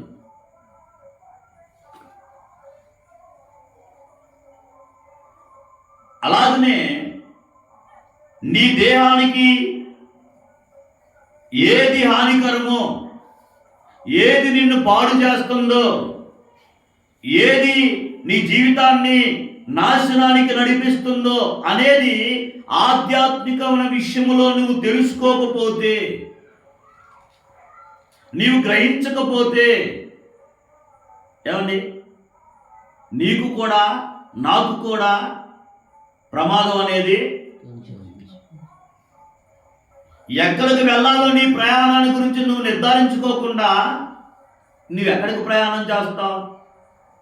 ఒకటి, నువ్వెక్కడికి వెళ్ళాలో నిర్ధారించుకున్న తర్వాత దానికి సంబంధించినటువంటి డబ్బు లేకపోతే నువ్వు ఎలా ప్రయాణం చేస్తావు? నీకు అక్కడ ఎన్ని రోజులు ఉండాలో తెలియకపోతే ఎన్ని జతలు పెట్టుకోవాలో నీకు ఎలా తెలుస్తుంది కదా? నువ్వు ఎక్కడికి వెళ్ళాలో నీకు తెలియాలి, అక్కడ నువ్వేం చేయాలో తెలియాలి, అక్కడ నీకు ఎన్ని రోజులు ఉండాలో నీకు తెలియాలి. అవన్నీ తెలిసినప్పుడు కదా ఇక్కడ నీ ప్రిపరేషన్ అనేది నీకు ప్రారంభం అవుతుంది. మానవులేమో పరలోకానికి వెళ్ళడానికి ప్రయాణం చేస్తున్నారు. దానికి సంబంధించినటువంటి సిద్ధపాటు, ఏర్పాటు ఏమి కూడా మనం చేసుకోకపోతే ఎలా? ఒక ఊరి ప్రయాణానికి ఉన్నటువంటి జ్ఞానము, పరలోకం గురించినటువంటి ప్రయాణం గురించినటువంటి ఆ జ్ఞానం నీకు లేకపోతే ఎలా? ఉదాహరణకి మొన్న సాగర్లో మన ఊరు వచ్చినప్పుడు నేను చెప్పాను, సార్ ఇక్కడ చలి చాలా బాగా తీవ్రంగా ఉంది, పగులే కొద్ది చలిగా ఉంది, కొద్దిగా స్వెటర్లు అయితే తెచ్చుకోండి సార్ అంటే ఫుల్ సెటప్తో వస్తామన్నా. ఆ రోజు ఏం జరిగిందంటే మేఘాలు వేసింది, వాతావరణం మారిపోయింది, చలి లేదు, ఏం లేదు. ఏ విరిగా ఎలా చెప్పావు నాకు? వస్తే బాగా చలిగా ఉందని చెప్పేసి అన్నావు, మేము బాగా స్వెటర్లు అయ్యి గట్టి తెచ్చుకున్నాము, చూస్తే ఏ చలి లేదు, ఏం లేదు, షట్టిప్పాల అనిపిస్తుంది అని చెప్పేసి అన్నట్లుగా ఉంది ఇక్కడ వాతావరణం అని అన్నా కదా. ఓకే, మంచిది.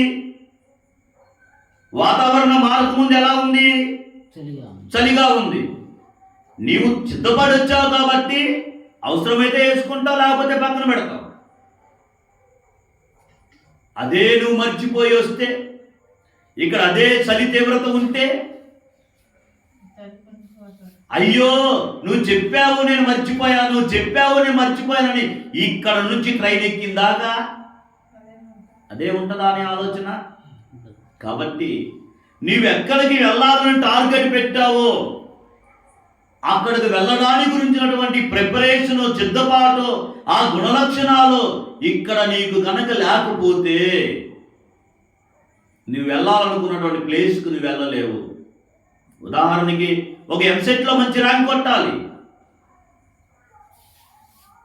ఇక్కడ నిద్రపోతున్నాడు కుర్రోడు, మెటీరియల్ మంచం మీద పరుచుకున్నాడు, హ్యాపీగా పడుకున్నాడు. మంచి ర్యాంక్ కొట్టగలుగుతాడా? దానికి సంబంధించిన పుస్తకాలన్నీ తెచ్చుకున్నాడు అమౌంట్ పెట్టి. ప్రయోజనం ఏంటి?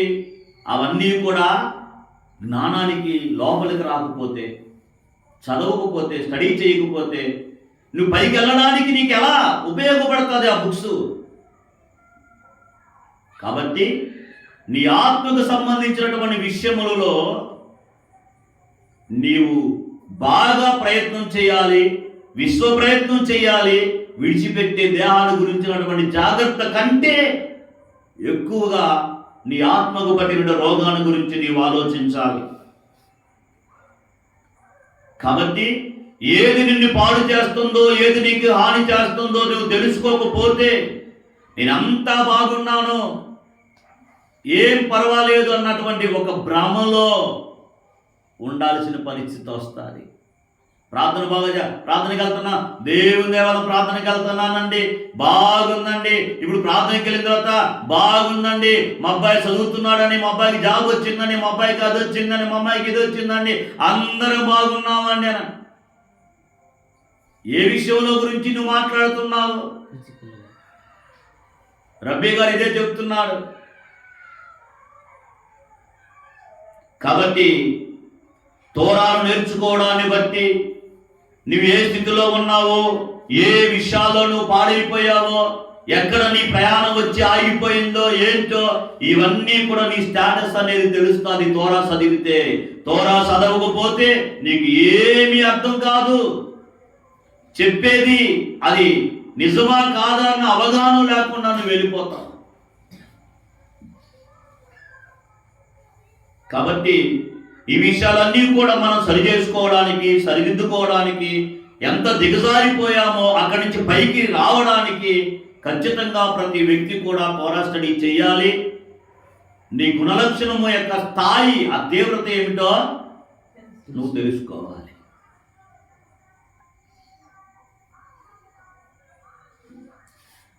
గర్వం అనేది ఒక వ్యక్తికి ఉంటే అది అసలు ఎన్ని విధాలుగా ఉంటారు. గర్వం అంటే అసలు ఏంటి? దాని యొక్క స్థాయి ఏమిటి? దాని స్థితి ఏమిటి? అసలు నేను గర్వంలో ఉన్నానా లేదా, నేను గర్విస్తున్నా కాదా అనేది ఈ తోరా స్టడీ ఇది ఈ రోజుతో అవ్వదు. ఇలాగా సంక్షిప్తం అయితే మనం క్రమ పద్ధతిలో మనం నేర్చుకుంటా వెళ్తాం ఈ యొక్క సబ్జెక్ట్ని.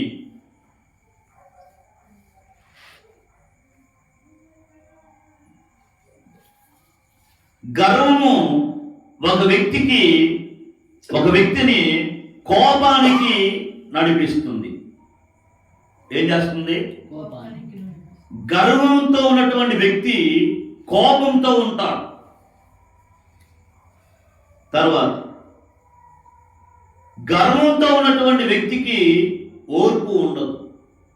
ఏముండదు? ఓర్పు అసలు ఉండదు.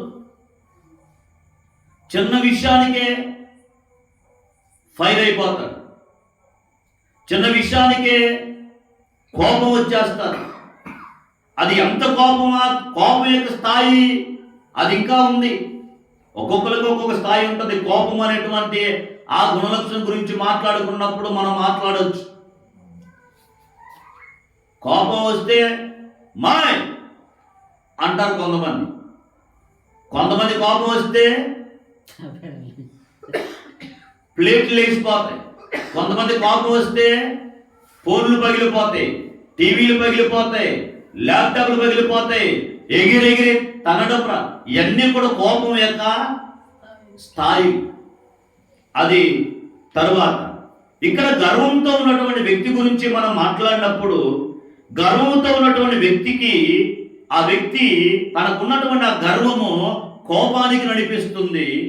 ఓర్పు ఏమాత్రం కూడా అతనికి ఉండదు. తరువాత గర్వం ఉన్నటువంటి వ్యక్తి మనుషులను చూసి హేళన చేస్తూ ఉంటాడు. ఏం చేస్తాడు? హేళన చేస్తాడు, ఎటకారం చేస్తాడు, లేకపోతే ఒకరు తగ్గించి మాట్లాడతాడు. వాడిదేముందిరా, ఏంది వాడు అని అంటాడు. ఎందుకు? గర్వం. తనకు గర్వం. దేన్ని బట్టి గర్వమో, ఎందుకు అంటాడు. చాలా మంది అంటారు కదా, అటు చూడు ఎంత విడిచిపడుతున్నాడు, దేన్ని చూసుకొని నీ విడిచిపాటు అని అంటే, వాడి దేన్ని చూసుకొని విడిచిపెడుతున్నాడో వాడికి ఒక అన్నుంది. అది ఎమ్మెల్యేనా, ఎంపీనా, లేకపోతే పిఎమ్మా, సీఎమ్మా, లేకపోతే ఎమ్మ, ఏంటి ఎమ్మ అంటే మనీయా, లేకపోతే గ్రామంలో ఒక 20-30 కుటుంబాల, ఏంటి, ఏం చూసుకోండిరా అని అంట. అరే ఆ వ్యక్తి పలానా వాణి యొక్క అండ చూసుకున్నాడు రా, అరే వాడితో బాబాకండరా. ఇట్లాగా చాలామంది ఉంటారు. అలాంటి వ్యక్తులట ఇతరులను చూసి తక్కువ చేసి మాట్లాడతాడు, అవమానపరుస్తాడు, హేళన చేస్తాడు. నీ గౌరవం, నీకు ఒక గౌరవం ఉందని చూడకుండా నీ గౌరవాన్ని కిందకి లాగి పడేస్తూ ఉంటా. ఏ స్థాయిలో ఉన్నావో, ఎలా ఉన్నావో ఒకసారి పరిశీలించుకోండి అని చెప్పేసి ఈ యొక్క రబ్బీ గారు మనకి తెలియజేస్తున్నారు. స్టూడెంట్స్ మనం తీసుకున్నాం అనుకోండి, పిల్లలు చాలామంది గర్వంతో ఉన్న పిల్లలు టీచర్స్ మీద తిరుగుబాటు చేయటం, టీచర్స్ చెప్పేది వినకుండా ఉండడం, ఏం చేస్తాడులే అని చెప్పేసి అని అంటాం, బయటికి రాని సంగతి చూస్తానంటాం. లేదా అండి?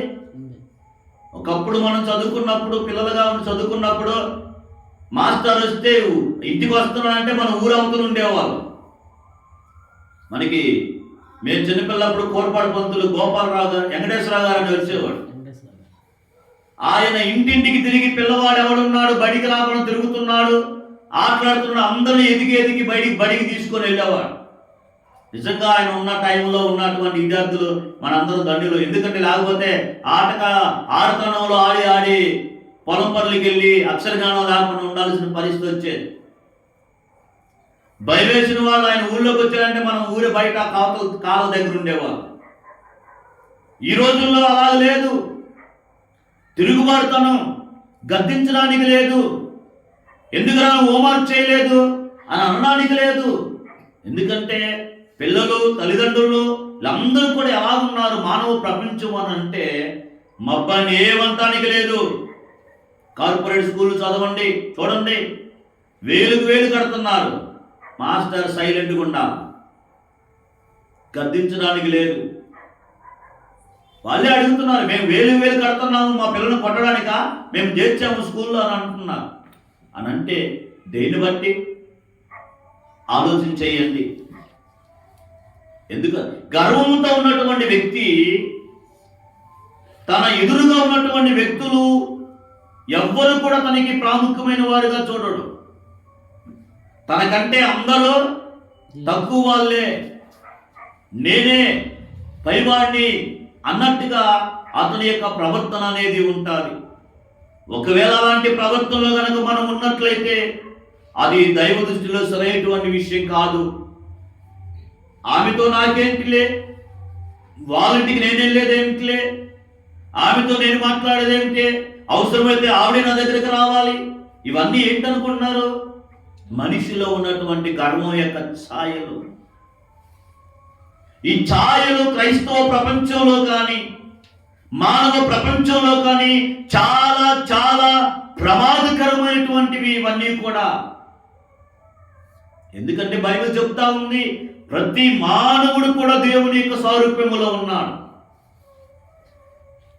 దేవుని స్వారూప్యములో ఉన్న ఈ మానవ ప్రపంచం శత్రుత్వంతో నింపబడింది గర్వం చేత, కోపంతో రగిలిపోతుంది గర్వం చేత,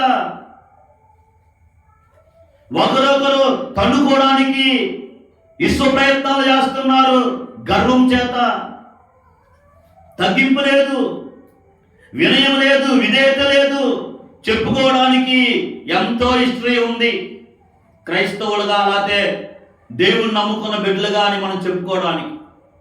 వద్దండి. దేవుని దృష్టిలో నుంచి యాకోబు గారి స్టోరీ మనం వింటున్నాం కదా. యాకోబు గారు సమాధానం వెతుకుతున్నాడా, వైరాన్ని వెతుకుతున్నాడా? సమాధానాన్ని కోరుతున్నాడు.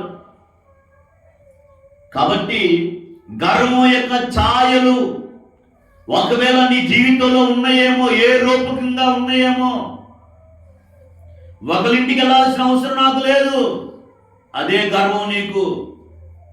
నేనేంటి ఆమెకి వందనాలమ్మా అని చెప్పేది, ఆవిడే నాకు చెప్పాలి. అదేంటి అనుకుంటున్నారు? గర్వం. కొంతమంది మనల్ని చూస్తారు, అటు తిరుగుతారు. అదే వేలో వెళ్తున్నటువంటి వారు వందనాలక్క, అప్పుడు వందనాలక్క, ముందు చూసావుగా, నీ సహోదరి ఆ రూట్లో వస్తున్న సంగతి నీకు అవగాహన వచ్చిందిగా, ఎదురు చూడాలా నా సహోదరికి నేను వందనాలు చెప్పాలి అని ముఖం చాటేసుకుంటావా? నిన్ను పలకరిస్తే అప్పుడు తిరిగి వందనాలని చెప్తావా? ఇదంతా కూడా ఏమిటంటే గర్వం. గర్వం యొక్క ఛాయలు నీ ఆధ్యాత్మిక జీవితానికి పతనానికి కారణమవుతాయి. నీకు తెలుసా?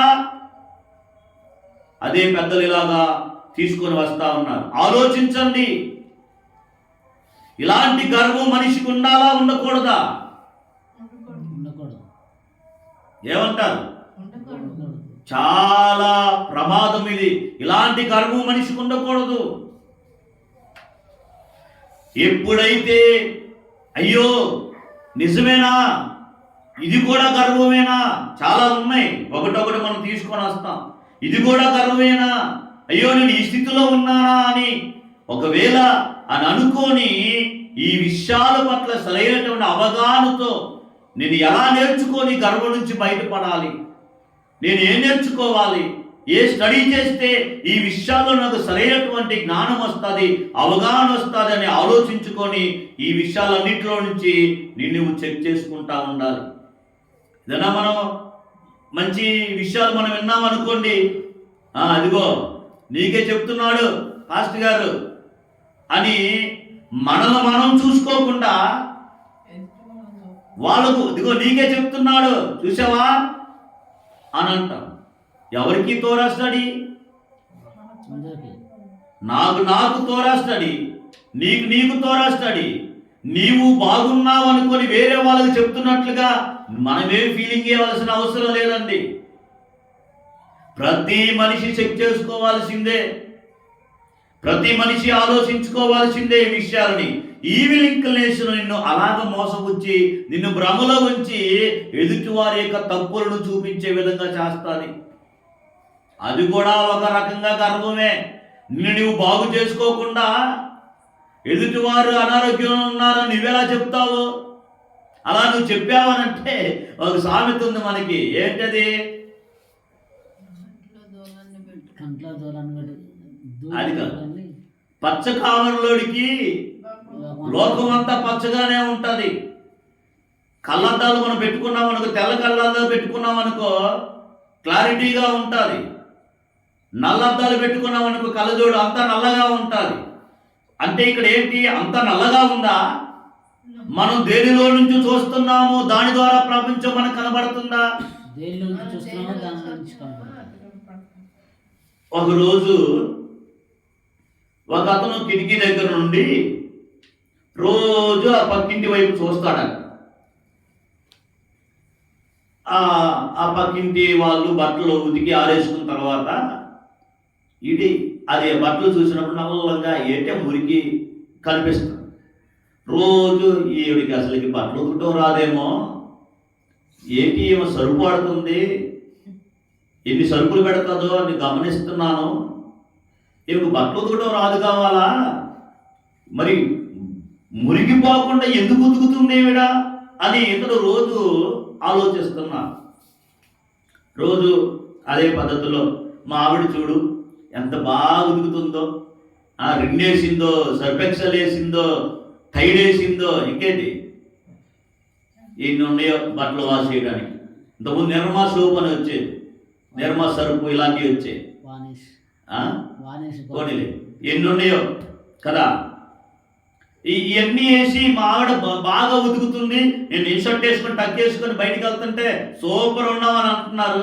ఆ పక్కింటి అసలు వాళ్ళ ఆయన ఎలాగా అసలు ఇది ఓర్చుకుంటున్నాడు, అసలుకి ఆయనకి కూడా ఏం బుర్ర పని చేయట్లేదేమో అని అనుకుంటున్నాడు. రోజు అరవడా ఏంటి, లేదా సరిపీయడా ఏంటి, ఉతికినట్టు ఉన్నాయి కానీ బట్టలు మాత్రం నల్లగానే ఉన్నాయి అని చెప్పేసి అతను రోజు అనుకుంటున్నాడు.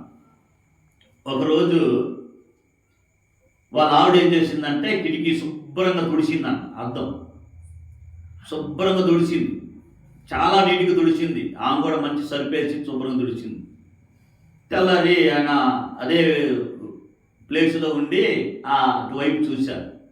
ఆ రోజు చూస్తే బట్టలన్నీ దగ్గర మెరిసిపోతున్నాయి అంట. మెరిసిపోతుంటే వాళ్ళ ఆవిడని పిలిచి రా ఇలా రా చూడు వాళ్ళ ఆవిడ ఎంత బాగా ఉతికిందో, ఫ్రెష్గా ఉన్నాయి ఈరోజు. ఇప్పుడు ఎన్ని రోజులు చూస్తున్నానో వాళ్ళ ఆవిడ అసలు ఆ బట్టలు ఉతకడమే రాలేదు. ఈరోజు మరి ఎవరు చెప్పారో ఏంటో, ఏ సరుపాడిందో ఏంటో, ఏ షాపులో కొందో ఏంటో, అసలు ఎలా ఏది వాడిందో అసలు అర్జెంటుగా నువ్వు కనుక్కొని ఆ సరుపు తీసుకురా ముందు అర్జెంటుగా అని చెప్పేసి అని వాళ్ళ ఆవిడకి చెప్పాడు. వాళ్ళ ఆవిడ నవ్వుతుంది. ఏమండి మీరు చూస్తున్నారే రోజు, అదేమిటంటే నా సోమరితనం వలన నేను అద్దాన్ని క్లీన్ చేయలేదండి. నీవు నా సోమరితనాన్ని గుర్తించకుండా పక్క వాళ్ళ యొక్క బలహీనతను అనుకుంటున్నావు. నువ్వు నీ భార్య యొక్క సోమరితనాన్ని గుర్తిస్తే, నన్ను గద్దిస్తే నేను ఎప్పుడో అద్దాన్ని తుడిచి క్లీన్ చేసి ఉండేదాన్ని. నువ్వు ఏమనలేదు, నేను కూడా దాన్ని పట్టించుకోలేదు. ఈరోజు నేనే చూశాను, లేచి ఆ సోమరితనంలో లేచి చూస్తే అద్దం నల్లగా డస్ట్ పట్టిపడింది. తుడుద్దాం అనుకుని తుడిశానండి. మీరు రోజు చూస్తుంది ఎలా చూశారంటే మన అద్దము మురికి పట్టి ఉంది. ఆ మురికిలో నుంచి నువ్వు అవతల వైపు చూస్తున్నావు, అది కూడా నీకు మురికిలా కనబడుతుంది. ఈ రోజు నేను దాన్ని శుభ్రం చేశాను, క్లీన్ చేశాను, దానిలో నుంచి నువ్వు చూస్తున్నావు, అది నీకు తెల్లగా కనిపిస్తుంది. ఇది ఏమీ లేదండి, నువ్వు దేని ద్వారా చూస్తున్నావో, ఏ ఆలోచనతో చూస్తున్నావో అదే బయట ప్రపంచం అని నువ్వు అనుకుంటున్నావో అది కాదండి. మన దృష్టి కోణాన్ని మనం మార్చాలి అని ఉందంట. అలా నువ్వు ఆలోచించగలుగుతావా? ఈరోజు ఎదుటి వారి గురించి నువ్వు ఆలోచిస్తున్నావు. ఉదయం మొదలుకొని రాత్రి పడుకునేంత వరకు చాలా మంది ప్రజలు నేనేమై ఉన్నాను, నా దేవుని దృష్టిలో నేను ఎలాగున్నాను, నా దేవుని దృష్టిని మంచిగా ఉన్నానా, మంచి ప్రవర్తనతో ఉన్నానా, మంచి ఆలోచనతో ఉన్నానా, అసలు దేవుడు నన్ను మంచిదానిగా చూస్తున్నాడా, మంచివాడిగా చూస్తున్నాడా అన్న ఆలోచనలోనికి రాకుండా ఆవిడని చూసావా, ఈవిడిని చూసావా, అబ్బో ఆమె ఎక్కడికి వెళ్తుంది, ఆహా ఇదని అన్వేషణ ఉదయలేసి మొదలుకొని ఏదో ఒక ఆదివారం ఒక గంట మందిరానికి వెళ్ళొచ్చి 4 మాటలు నువ్వు వినేసి మర్చిపోయి వస్తే సరిపోతుందా? జీవితంలో మార్పు అనేది చాలా ప్రాముఖ్యం. దానికి ఉదాహరణగా ఇంకొక విషయం తీసుకొని వస్తాను. ఒక అతను పిల్లికి చాలా విద్యలు నేర్పించారు. దేనికి? ఇంట్లో పెంపుడు జంతువులు ఏముంటాయి? పిల్లి, కుక్క, ఈ మేక ఇవన్నీ కూడా బయట గ్రౌండ్లో, ఇంట్లో ఉండే జంతువులు కదా. రా అంటే వచ్చింది కుక్క, జిజ్జు అంటే వచ్చింది, మేమే అంటే పిల్లి వచ్చింది. ఈ పిల్లికి ఎలా ట్రైనింగ్ చేశాడంటే దానికి టామీ అని పేరు పెట్టాడు. దానికి వీడి పేరు సుబ్బయ్య, ఆ పిల్లి పేరు ఎంత పేరు, మంచి పేరు సెలెక్ట్ చేసుకొచ్చారు. ఇతని పేరు పెట్టేటప్పుడు అతను తెలియదు కదా ఏమని, మంచి పేరు పెట్టాడు. అది టామీ అని పిలవగానే పరిగెత్తుకొని వస్తాడు. ఆయన ఎలా నేర్పించాడనంటే, టీ తీసుకొని రా అమ్మగారి దగ్గరికి వెళ్ళి అనంటే, అది వెళ్ళి వాళ్ళ మేడం గారి దగ్గరికి వెళ్ళి ఆ యజమానురాల దగ్గరికి వెళ్ళి టీ తీసుకొని వచ్చి ఇచ్చేటువంటి విధంగా దాన్ని ట్రైనింగ్ ఇచ్చారు. దేనికి? టామీకి. ఒకరోజు వాళ్ళ ఇంటికి గెస్ట్ వచ్చారు. గెస్ట్ వస్తే వాళ్ళ ఆవిడ టీ పెట్టింది. వాళ్ళ ఆవిడ తీసుకొని రమ్మనుకో, టామీ టీ పట్టరా అన్న. వెళ్ళింది, మేడం గారి దగ్గరికి వెళ్ళింది, ఆ కప్పులో టీ తీసుకొని వచ్చింది. అసలు టామీ అంటే వాళ్ళ చిన్న అబ్బాయో పెద్ద అబ్బాయో వాళ్ళ కూతురో పిలుస్తున్నాడు అనుకున్నాడు. ఈమెకి తెలియదు కదా. ఈరోజు నేను కూడా కుక్కను పెంచినప్పుడు స్నేహ అని పెట్టాను. స్నేహ స్నేహ అనగానే చుట్టుపక్కల వాళ్ళందరూ ఎవరు పిలుస్తున్నాడు, ఎవరు వచ్చారో వాళ్ళ ఇంటికి అనుకునేవాళ్ళు. తెలిసిన వాళ్ళు అనుకుంటారు దానికి స్నేహ అంటే వాళ్ళ ఇంట్లో ఉన్న జంతువు కుక్క అని. ఇతను ఇలాగే అనుకున్నాడు. తిరగా ఆ డోర్ కర్టన్స్ ఓపెన్ చేసుకొని లోపలికి వస్తుంటే ఆ కిచెన్లో నుంచి బయటికి ఆ హాల్లోకి వస్తున్నప్పుడు అది పిల్లి. దాన్ని చూసి ఆశ్చర్యపోతున్నాడు. ఓ సూపర్ అండి మీ పిల్లి, అసలు ఇలాంటి ట్రైనింగ్ అసలు ప్రపంచంలో ఎవ్వరు కూడా ఈ పిల్లలకి ఇవ్వరండి, అసలు అవి మనం చెప్తే ఇలా ఎంతైన సంగతి అసలు నాకు ఇప్పటి వరకు తెలియదండి అని చెప్పేసి ఇష్టానుసారంగా పొగిడాడు. ఎవరిని? టామీని పొగిడారు. ట్రైనింగ్ ఇచ్చినటువంటి ఆ ఇంటి యజమాని కూడా పొగిడారు. దగ్గరకు వచ్చింది, చాలా అందంగా నడుస్తుంది. అది 2 కాళ్ళ కింద కాళ్ళతో నిలబడి 2 పై కాళ్ళతో పట్టుకొని వచ్చింది. అంత ట్రైనింగ్ ఇచ్చాడు. మన పిల్లలు కూడా మనం అలా పెంచం. కానీ జంతువుల పట్ల ఉన్న ఆసక్తి కుటుంబం పట్ల ఉండదు చాలామందికి. ఇది జంతువు అన్ని విధాలుగా మన మాట వింటుంది. మన పిల్లలు ఏ కోణంలో కూడా ఒక మాట వింటారు. దాని మీద పెట్టినటువంటి ఒక దృష్టి, ఆ ఏకాగ్రత, ఆ కాన్సన్ట్రేషను నీ కుటుంబం మీద, నీ ఆధ్యాత్మిక జీవితం మీద పెట్టి ఉంటే ఎప్పుడో నువ్వు పరలోకంతో కనెక్ట్ అయి ఉండేవాడి. దగ్గరకు వస్తున్న కొలది ఈయన మాటలో అసలుకి ఎప్పుడు లేనటువంటి ఆ పొగడతలు ఇవన్నీ కూడా వస్తున్నాయి. మన ఇళ్ళల్లో ఉన్నట్టు వాళ్ళల్లో కూడా ఎలుకలు ఉన్నాయంట. షన్గా దగ్గరకు వస్తుంది. టీ కప్పు అందుకునేటువంటి ఆ డిస్టెన్సే చెయ్యిలా సాగుతున్నాడు గెస్ట్, దాన్ని చూస్తూ.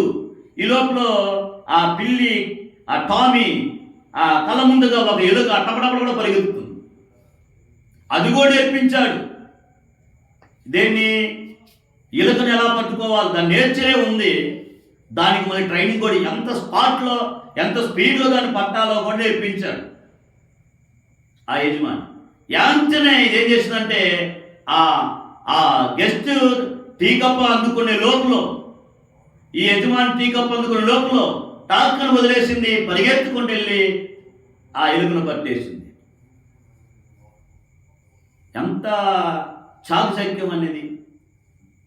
ఓకే, మంచిది, దాని స్పీడ్కి దాని క్యాచ్కి బాగుంది. ఈ లోపల ఏం జరిగిందంటే ఆ టీ అంతా కూడా గెస్ట్ బట్టల మీద పడిపోయింది. ఇద్దరు ఏదో మంచి ప్రోగ్రానికి బయలుదేరి వచ్చారు. బట్టల మీద పడ్డాయి. ఇక లేచి అప్పుడుదాకా పొగడుతున్నటువంటి ఆయన పరిస్థితి ఎలా ఉంటుంది? స్పేర్ లేవు బట్టలు, ప్రోగ్రాంకి వెళ్ళాలి అర్జెంటు, ఆయన సైజు ఆయనకి సరిపోదు. ఏంటి పరిస్థితి? ఆలోచించండి. నేర్పు గొప్పదా, మార్పు గొప్పదా? నేర్చుకోవాలి, జ్ఞానాన్ని సంపాదించాలి. దానికి తగిన రీతిలో నీకు మార్పు అనేది రాకపోతే, ఆ విచక్షణ జ్ఞానం అనేది లేకపోతే, ఇప్పుడు నా యజమానికి నేను కప్పు అందించడం ప్రాముఖ్యమా, వెళ్ళిపోతున్నట్టు ఎలుకను పట్టడం ప్రాముఖ్యం అనేటువంటి ఆ విచక్షణ జ్ఞానం లేకపోతే ఎంత ప్రమాదం వచ్చింది. ఇప్పుడు ఇక్కడ బట్టలు పాడైపోయాయి. వెనక్కి వెళ్ళాలంటే ఇల్లు దూరం, వేసుకుందామంటే వాళ్ళ ఇంట్లో బట్టలు సరిపోవు. కాబట్టి మానవుని యొక్క జీవితాలు ఇలాగే ఉంటాయి. నిన్ను నీవు మార్చుకోవాల్సింది పోయి మనలో ఉన్నటువంటి ఆ యొక్క ఆధ్యాత్మిక రోగం నుంచి బయటపడాల్సింది పోయి ఎదుటి వారి యొక్క మైనస్ల గురించి ఆలోచిస్తున్నారు చాలా మంది. వద్దు, నిన్ను నీవు బాగు చేసుకో. నిన్ను నీవు బాగు చేసుకోవడానికి నీవు ప్రయత్నం చేయి. ఆ డాక్టర్ మంచోడా, ఈ డాక్టర్ మంచోడా, ఈ డాక్టర్ మంచోడా అని ఎదుర్కొంటూ వెళ్తావు కదా. ఆ వస్తువు మంచిదా, ఈ వస్తువు మంచిదా, ఈ వస్తువు మంచిదా అని అన్ని షాపుల్ని నీవు తెలుసుకొని వెళ్ళి మంచిదాన్ని కొనుక్కుంటావు కదా. నీ ఆత్మకు పట్టిన రోగం విషయంలో నీవు అలాంటి శ్రద్ధ గనక నువ్వు చూపకపోతే, ఆ దిశగా నీ ప్రయాణము, నీ యొక్క స్టడీ అనేది నీకు లేకపోతే, నువ్వు ఎక్కడికి వెళ్ళాలనుకుంటున్నావో ఆ దిశగా నువ్వు వెళ్ళలేవు.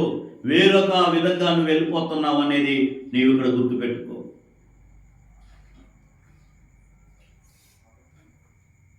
గర్వం అనేటువంటి యొక్క ఇది ఏదైతే ఉందో గర్వం చాలా చాలా చాలా చాలా చెడ్డ గుణం, చాలా చెడ్డ గుణం. అన్ని నెగిటివ్ గుణ లక్షణాలలో గర్వం అనేది చాలా చెడ్డది, భయంకరమైనటువంటి గుణం అది. అలాంటి గుణాన్ని, అలాంటి గర్వాన్ని లోపల పెట్టుకొని దేవునితో నేను ఉన్నాను అనుకోవటం అనేది అది ఎలాంటి విషయమో ఒకసారి ఆలోచించు. ఈ గర్వము, మానవుడు కలిగి ఉన్నటువంటి గర్వము అనేకమైన దుష్ట మార్గాలకు ఇదే కారణము. ఏంటంట? దుష్ట మార్గాలకు ఇదే కారణం. ఒక గర్వము అనేకమైన దుష్ట మార్గాలకు త్రోవ తీస్తుంది. అది ఎలా, అది ఎప్పుడు, అది ఏంటి అనేది తర్వాత మనం స్టడీలోకి వెళ్ళే కొలది ఒక్కొక్క విషయం అనేది మనకు అర్థమవుతూ ఉంటుంది. ఇదంతా కూడా మనకు అవగాహన ఇవ్వడానికి పెద్దలు తీసుకొని వస్తున్నటువంటి వివరణలు ఇవన్నీ కూడా. ఇలాంటి విషయాలను ఒక వ్యక్తి, ఈ విషయాలతో ఒక వ్యక్తి నింపబడి, లేక ఈ చెడు గుణ లక్షణాల్లో ఒక వ్యక్తి కాన్సన్ట్రేషన్ అయి నిమగ్నుడై ఉంటాడో అతడు పరిశుద్ధుడైనటువంటి దేవుని నుండి అతడు దూరమైపోతున్నాడు. ఏమవుతున్నాడు? ఎవరి నుండి? దేవుని నుండి దూరం అవుతున్నాడు. అంతకంటే ముందు నీ పొరుగు వారికి నువ్వు దూరంగా ఉన్నావు, నీ స్నేహితుడికి నువ్వు దూరంగా ఉన్నావు. నీతో ఉన్నట్లుగా ఉన్నా కానీ నీ గుణలక్షణాన్ని బట్టి అతడు, నీ ఆత్మకు అతడు దూరంగా ఉన్నాడు. కాబట్టి దేవునికి నిన్ను దూరం చేసేటువంటి ఈ చెడ్డ గుణలక్షణము నుండి నువ్వు ఎంత త్వరగా నువ్వు బయట పడగలుగుతావో అంత ప్రయత్నము నువ్వు ఖచ్చితంగా చేసుకోవాలి, చెయ్యాలి. చెప్పాను కదా ముందే, గర్వం అనేది ఏ వ్యాధితో పోల్చాడు? క్యాన్సర్ లాంటిది. బ్రెయిన్ క్యాన్సరా, థ్రోట్ క్యాన్సరా, బ్రెస్ట్ క్యాన్సరా, స్టమక్ క్యాన్సరా, బటక్ క్యాన్సరా, బోల్డ్ రకాల క్యాన్సర్లు ఉన్నాయి. ఏ క్యాన్సర్ ఒక్కొక్కరు ఒక్కొక్క స్థాయిలో ఉంటారు. ఈ క్యాన్సర్, ఈ గర్వం అనేటువంటి స్థాయి. ఆలోచించండి. ఆలోచించడానికే ఈ యొక్క తోరా స్టడీ మనం చేస్తా ఉన్నాం. అందుకనే ప్రతి వ్యక్తి కూడా ఏది మంచిది, ఏది చెడ్డది, ఏది నా ఆత్మకు మేలైనది, ఏది నా ఆత్మకు మేలుకరమైనది కాదు అనే విషయాలలో అతడు తన్ను తాను చెక్ చేసుకుంటూ, పరిశీలన చేసుకుంటూ గనక ముందుకు వెళ్ళకపోతే అతడు చాలా ప్రమాదంలో ఉన్నాడు. ఆ ప్రమాదం ఏమిటంటే దేవుని నుండి నువ్వు దూరం అయిపోతున్నావు. అంటే ఒక వ్యక్తి మరణానికి ఎలా సమీపిస్తున్నాడో దానితో మీరు ఆలోచించండి. దినదినము అతను కృషించుకుపోతూ మరణానికి సమీపానికి వెళ్ళిపోతున్నటువంటి వ్యక్తి వ్యాధి కారణాన్ని బట్టి వెళ్ళిపోతున్న వాడు ఏ విధంగా ఉన్నాడో కుటుంబానికి అర్థమవుతుంది, భార్యకు అర్థమవుతుంది, బిడ్డలకు అర్థమవుతుంది, బంధువులకు అర్థమవుతున్నాయి. ఇతడు కొద్ది రోజుల్లో, కొన్ని నిమిషాల్లో, కొన్ని గంటల్లో అతను ఈ ప్రపంచాన్ని విడిచిపెట్టి వెళ్ళిపోతున్నాడు అన్నది. భౌతిక సంబంధమైన వ్యాధి అలాగ నీకు అర్థమైతే, నీ ఆత్మలో నువ్వు ఎలాంటి ఈ గర్వం అనేటువంటి ఎలాంటి వ్యాధులు కలిగి ఉండి నేను బాగున్నాను, నేను దేవునితో ఉన్నాను, దేవునిలో ఉన్నానని ఎలా నువ్వు అనుకుంటావు, ఎలా నువ్వు భావిస్తావు? ఆలోచించండి. ఇశ్రాయేలుకు దేవుడు చెప్పినటువంటి మాటను నేను స్టడీ చేసి మనం ముందుకు వెళ్దాం. చూడండి, ద్వితీయోపదేశకాండం 8వ అధ్యాయము 11, 13 వచనాలు. ద్వితీయోపదేశకాండం 8వ అధ్యాయము 11 నుంచి మనం చదువుదాం. నేడు నేను నీకు ఆజ్ఞాపించు. అందరూ చూడండి జాగ్రత్తగా. నేడు చదవండి. నేను నీకు ఆజ్ఞాపించు. నేను నీకు ఆజ్ఞాపించు. ఆయన అనగా అషేం ఆజ్ఞలను, విధులను, కట్టడలను నీవు అనుసరింపగా నీ దేవుడైన అషేమును మరచి. ఏంటన్నాడు? నీ దేవుడైనటువంటి అషేమును మర్చిపోతున్నావు అని అంటే అర్థం ఏంటి? ఆయన నీకు నిర్ణయించిన ఆజ్ఞల నుండి, కట్టడల నుండి, విధుల నుండి నీవు దూరం అయిపోతున్నావు. ఏ వ్యక్తి అయితే తన తల్లిదండ్రి మాట వినకుండా వెళ్ళిపోతున్నాడో అతడు తల్లి తండ్రిని మర్చిపోతున్నాడు. ఏమవుతున్నాడు? దేవుని ఆజ్ఞలను, విధులను, కట్టడలను ఎవరైతే అనుసరించడం లేదో ఆ వ్యక్తి దేవుణ్ణి ఎలా మర్చిపోతున్నాడో, అదే విధంగా తల్లిదండ్రులు నిర్ణయించినటువంటి ఆజ్ఞలు, పద్ధతులను విడిచిపెట్టేటువంటి పిల్లలు, సమాజానికి లీడరు నిర్ణయించినటువంటి విషయాల్లో విడిచిపెట్టి వెళ్ళిపోతున్నటువంటి వారు, వీరందరూ కూడా ఆ నాయకుడిని మర్చిపోతున్నారు, సమాజాన్ని మర్చిపోతున్నారు. మీరు ఆలోచించండి. దేవుడైన అషేమును మరిచి కడుపారా తిని. ఏంటి అసలు ఈ మాట? ఎందుకు ఒక వ్యక్తి దేవుణ్ణి మర్చిపోతున్నాడు? ఆజ్ఞలు పాటించకుండా, విధులు పాటించకుండా అని అంటే దానికి ఎవరిని ఇస్తున్నాడు? ఏంటి? 12. మంచి ఇండ్లు కట్టించుకొని వాటిలో నీవు నివసింపగా. ఇప్పుడు ఇలా అరణ్యములో ఉన్నారు ఇశ్రాయేలు ప్రజలు. వాళ్ళ భవిష్యత్తు గురించి మాట్లాడుతున్నాడు దేవుడు. మీరు అక్కడికి వెళ్ళిన తరువాత, ఆ దేశానికి వెళ్ళిన తర్వాత వాళ్ళు ఏం చేయాలి అనేటువంటి విషయాలన్నీ చెప్పడం జరిగింది. ఒకవేళ మీరు అక్కడికి వెళ్ళిన తరువాత మంచి ఇండ్లు కట్టించుకొని వాటిలో నివసింపగా. ఏమండి? ఒక ఇల్లు కట్టి చూడు అబ్రహాం, ఆ ఇల్లు గురించినటువంటి ఆ గర్వం నీకు ఎంత ఉంటుందో. నిశ్చంతగా, దిగులు, చింత లేకుండా లైఫ్ టైంలో, ఏమంటారు, లైఫ్ టైంలో ఒక ఇల్లు కట్టి చూడు, ఒక మంచి ఇల్లు. ఏం ఇల్లు కట్టావా అన్న? ఒక మంచి ఇల్లు. అందుకే దేవుడు చెప్తున్నాడు, మనిషి యొక్క దేవుని విడిచిపెట్టడానికి కారణాలలో ఇల్లు కూడా చాలా ప్రాముఖ్యమైనదిగా దేవుడు ఎంచుతున్నా. అబ్బా, ఏం కట్టాడా ఇల్లు! అంత ఇల్లు కట్టాడంటే ఎంత ఆస్తి ఉన్నట్లు, అంత ఆస్తి ఉన్నట్లు ఉంటే దేవుని ప్రణాళికలు అతను ఎంత దగ్గరగా ఉన్నాడు, ఎంత దూరంగా ఉన్నాడు తీసుకొని వస్తాడు. నీ పశువులు, నీ గొర్రె మేకలను వృద్ధి అయి నీకు వెండి బంగారములు విస్తరించి నీకు కలిగిన అంతయు వర్ధిల్లినప్పుడు. ఏంటి? నీ గొర్రె, నీ మేక, అప్పుడు అవే కదా ప్రజలు కలిగి ఉన్నారు.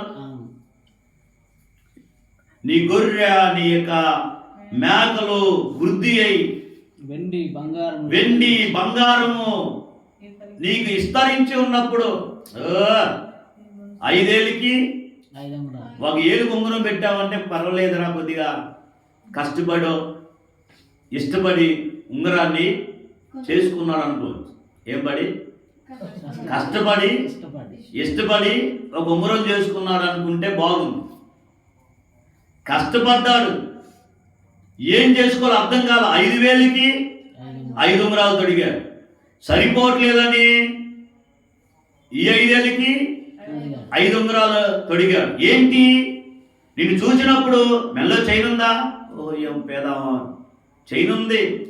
ఓ మంచి ఉంగరాలు ఉన్నాయి, కొద్దిగా ఉన్నవాళ్ళు బాగున్నారండి అంటే, చాలామంది ప్రపంచంలో తాను కలిగి ఉన్నటువంటి ఆభరణాలను బట్టి, తాను వేసుకున్న వస్త్రాలను బట్టి కూడా విలువిచ్చేటువంటి వాళ్ళు ఉన్నారు. దేవుని స్వారూప్యములో ఉన్నాడు, దేవుని పోలికలో ఉన్నాడు, ఇతడు కూడా నేను ఎలాంటి మానవున్నో ఇతడు కూడా ఇలాగే మానవుడు అన్న కోణంలో నుంచి మనిషి వెళ్ళడం లేదు. అతని యొక్క వేషధారణ, వస్త్రధారణ, అలంకరణ బట్టి గౌరవించే వాళ్ళు కూడా ప్రపంచంలో ఉన్నారు. ఇతడికి 5 పైసలు కూడా ఉపయోగం లేకపోయినా గౌరవిస్తూ ఉంటారు. వృద్ధి అయి నీ మనస్సు మదించి విస్తరించి, నీకు వెండి బంగారములు విస్తరించి నీకు కలిగేదంతయు కూడా వర్ధిల్లినప్పుడు, అక్కడ వరకు బ్రహ్మాండంగా ఉంది కదా. ఆహా, నాకు కూడా ఇలాంటి అభివృద్ధి, ఇలాంటి వెండి బంగారాలు ఉంటే ఎంత బాగుండు అని అనుకుంటున్నారా? చూడండి తర్వాత. నీ మనసు మదించి ఏమవుతుంది ఇక్కడ? ఇవన్నీ నీకు కలిగినప్పుడు నీ మనస్సు మదించి దాసుల గృహమైన ఐగుప్తు దేశములో నుండి నిన్ను రప్పించిన నీ దేవుడైన అషేమును మరచిదివేమో. ఏమండి, ఒక వ్యక్తి దేవుని మర్చిపోవడానికి కారణాలు దేవుడు వివరిస్తున్నాడు. మంచి ఇల్లు కట్టించుకున్నావు, ఇక్కడ నీ గుడారంలో ఉన్నావు, ఇక్కడ నీకు అన్నం లేదు కాబట్టి దేవుడు ప్రతిరోజు మన్నాను కురిపిస్తున్నాడు, నువ్వు దేవుని మీద ఆధారపడుతున్నావు.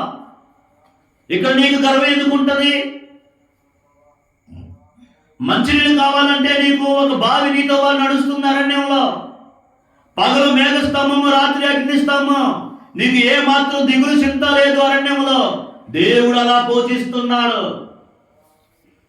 ఇక్కడ నువ్వు వినయంగా ఉన్నావు, ఏమీ లేని స్థితిలో నువ్వు దేవునికి లోబడ్డావు, ఏమీ లేని స్థితిలో నువ్వు దేవునికి ప్రార్థన చేశావు, మొరబెట్టావు.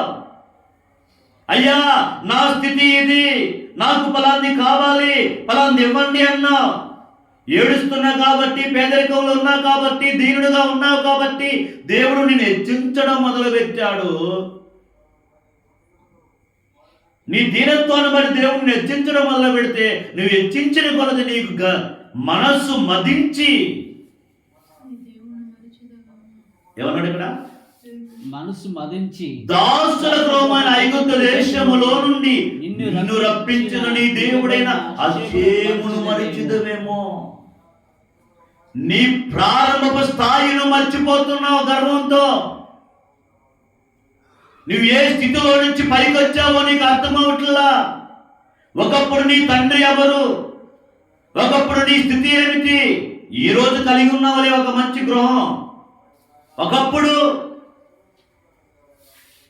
ఏమి లేని స్థితిలో ఈ దేవుడు ఈ రోజు దేవుడు ఆశీర్వదించి ఒక ఇల్లు ఇచ్చి, ఒక ఎకరం పొలం కొనుక్కొని, ఒక చైనో ఉంగరమో ఇలాంటి కొన్ని వస్తువులు ఇస్తే, దేవుడు నన్ను దీవించాడు, దేవుడిని ఆస్వాదించాడు, దేవునికి నేను ఎలా కృతజ్ఞతగా బ్రతకాలి, దేవునికి నేను ఎలా విధేయుడై ఉండాలి అన్న అవగాహనలో నుంచి నీ ప్రయాణం ఉండకుండా,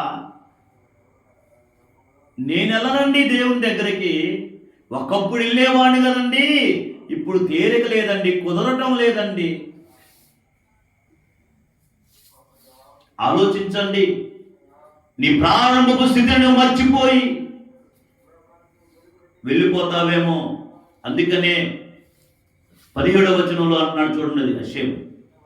అయితే మీరేమనుకుంటున్నారంటే మా సామర్థ్యము, మా బాహుబలము ఇంత భాగ్యము మాకు కలుగు చేస్తున్నని అనుకుందురేమో. కాగా నీ దేవుడైన అషేముడు జ్ఞాపకము చేసుకునవలెను. నువ్వెవరో, నీ ప్రారంభపు స్థితి ఏమిటో నువ్వు జ్ఞాపకం చేసుకోవాలి. రాలిపోయేటువంటి వారమండి మనందరం కూడా. ఎవరు మనం? రాలిపోయేటువంటి వాడు. మనం కట్టుకున్న నివాసములో స్థిరకాలం ఉండేటువంటి వారం కాదు, రాలిపోయేటువంటి వారము. మన దేహము ఈ గుడారము పడిపోయేటువంటి స్థితిలో మనం ఉన్నాం. అలాంటి గుడారములో ఉన్న నీకు నాకు గర్వమా?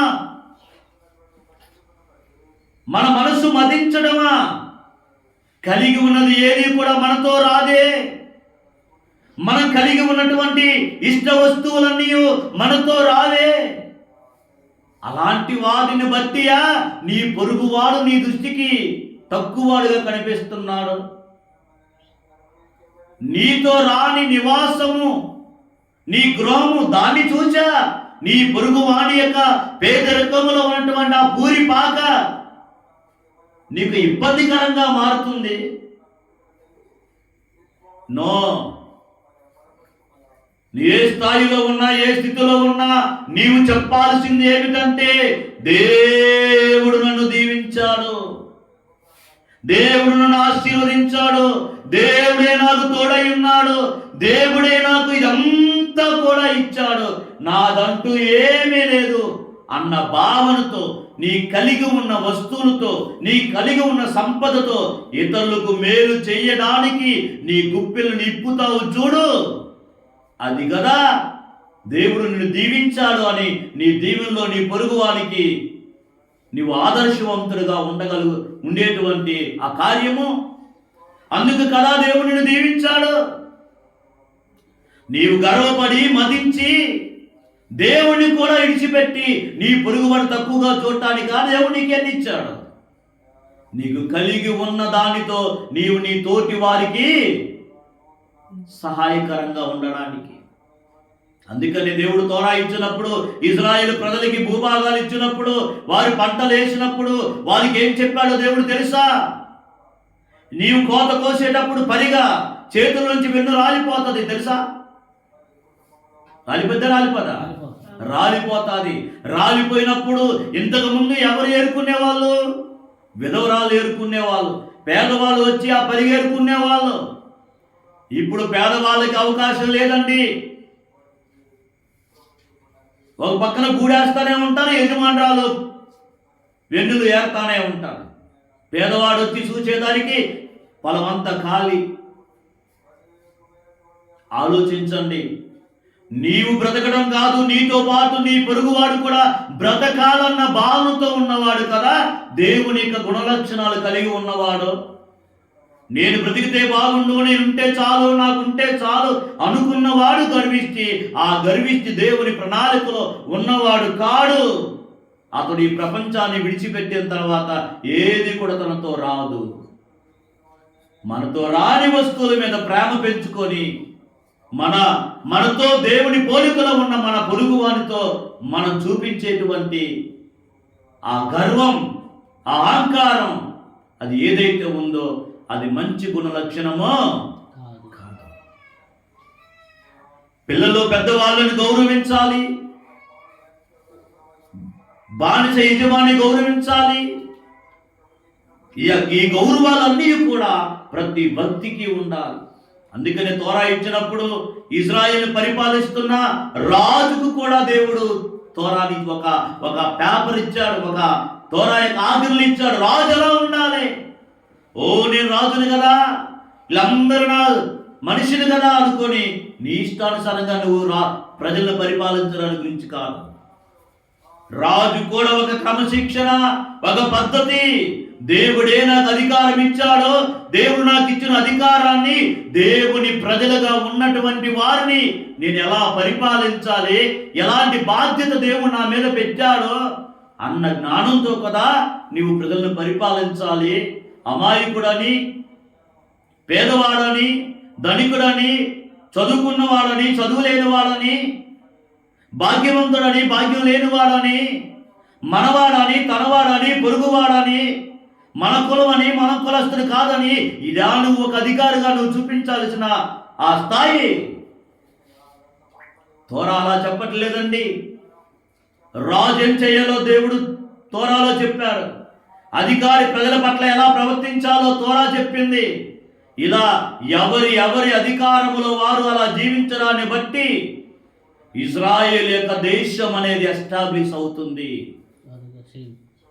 దేవుని ప్రణాళికలో దేవుడు ఎలా నిర్ణయించాడో అదే కదా ఈ ప్రపంచంలో మనం జీవించాలి.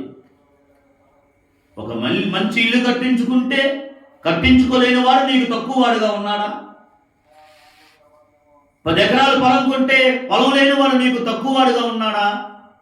ప్రతి మానవుడు దేవుని పోలికలో ఉన్నాడు. చనిపోయిన తర్వాత నాకెంత గుంటో నీకు అంతే గుంట. ఏమన్నా తేడా ఉందా? గుంటలో తేడా లేదు. గుంటకి వెళ్ళే లోపల నేను ఈ తేడా చూపిస్తున్నా. అందుకనే ప్రతిరోజు కూడా చేసి చెప్తారు, చాలా అద్భుతమైనటువంటి విషయాన్ని తీసుకొని వస్తారు. ప్రతి వ్యక్తి కూడా తాను మరణించిన తర్వాత తాను ఏ స్థితికి వెళ్ళాలో అది అనుదినము గుర్తుపెట్టుకోవాలంట. ఏంటది? ధనవంతుడైనా సామంతుడైనా ధనికుడైనా దరిద్రుడైనా ఎవరైనా తన మరణ దినాన్ని గురించి ఆలోచిస్తే అతడికి వెళ్ళాల్సినటువంటి ఆ చోటు ఊరి వెలుపల 6 అడుగుల గొయ్యి. అందుకా మన గర్వము, అందుకా మన యొక్క ఎగిరిపాటు మండిపాటు ఏదన్నానండి.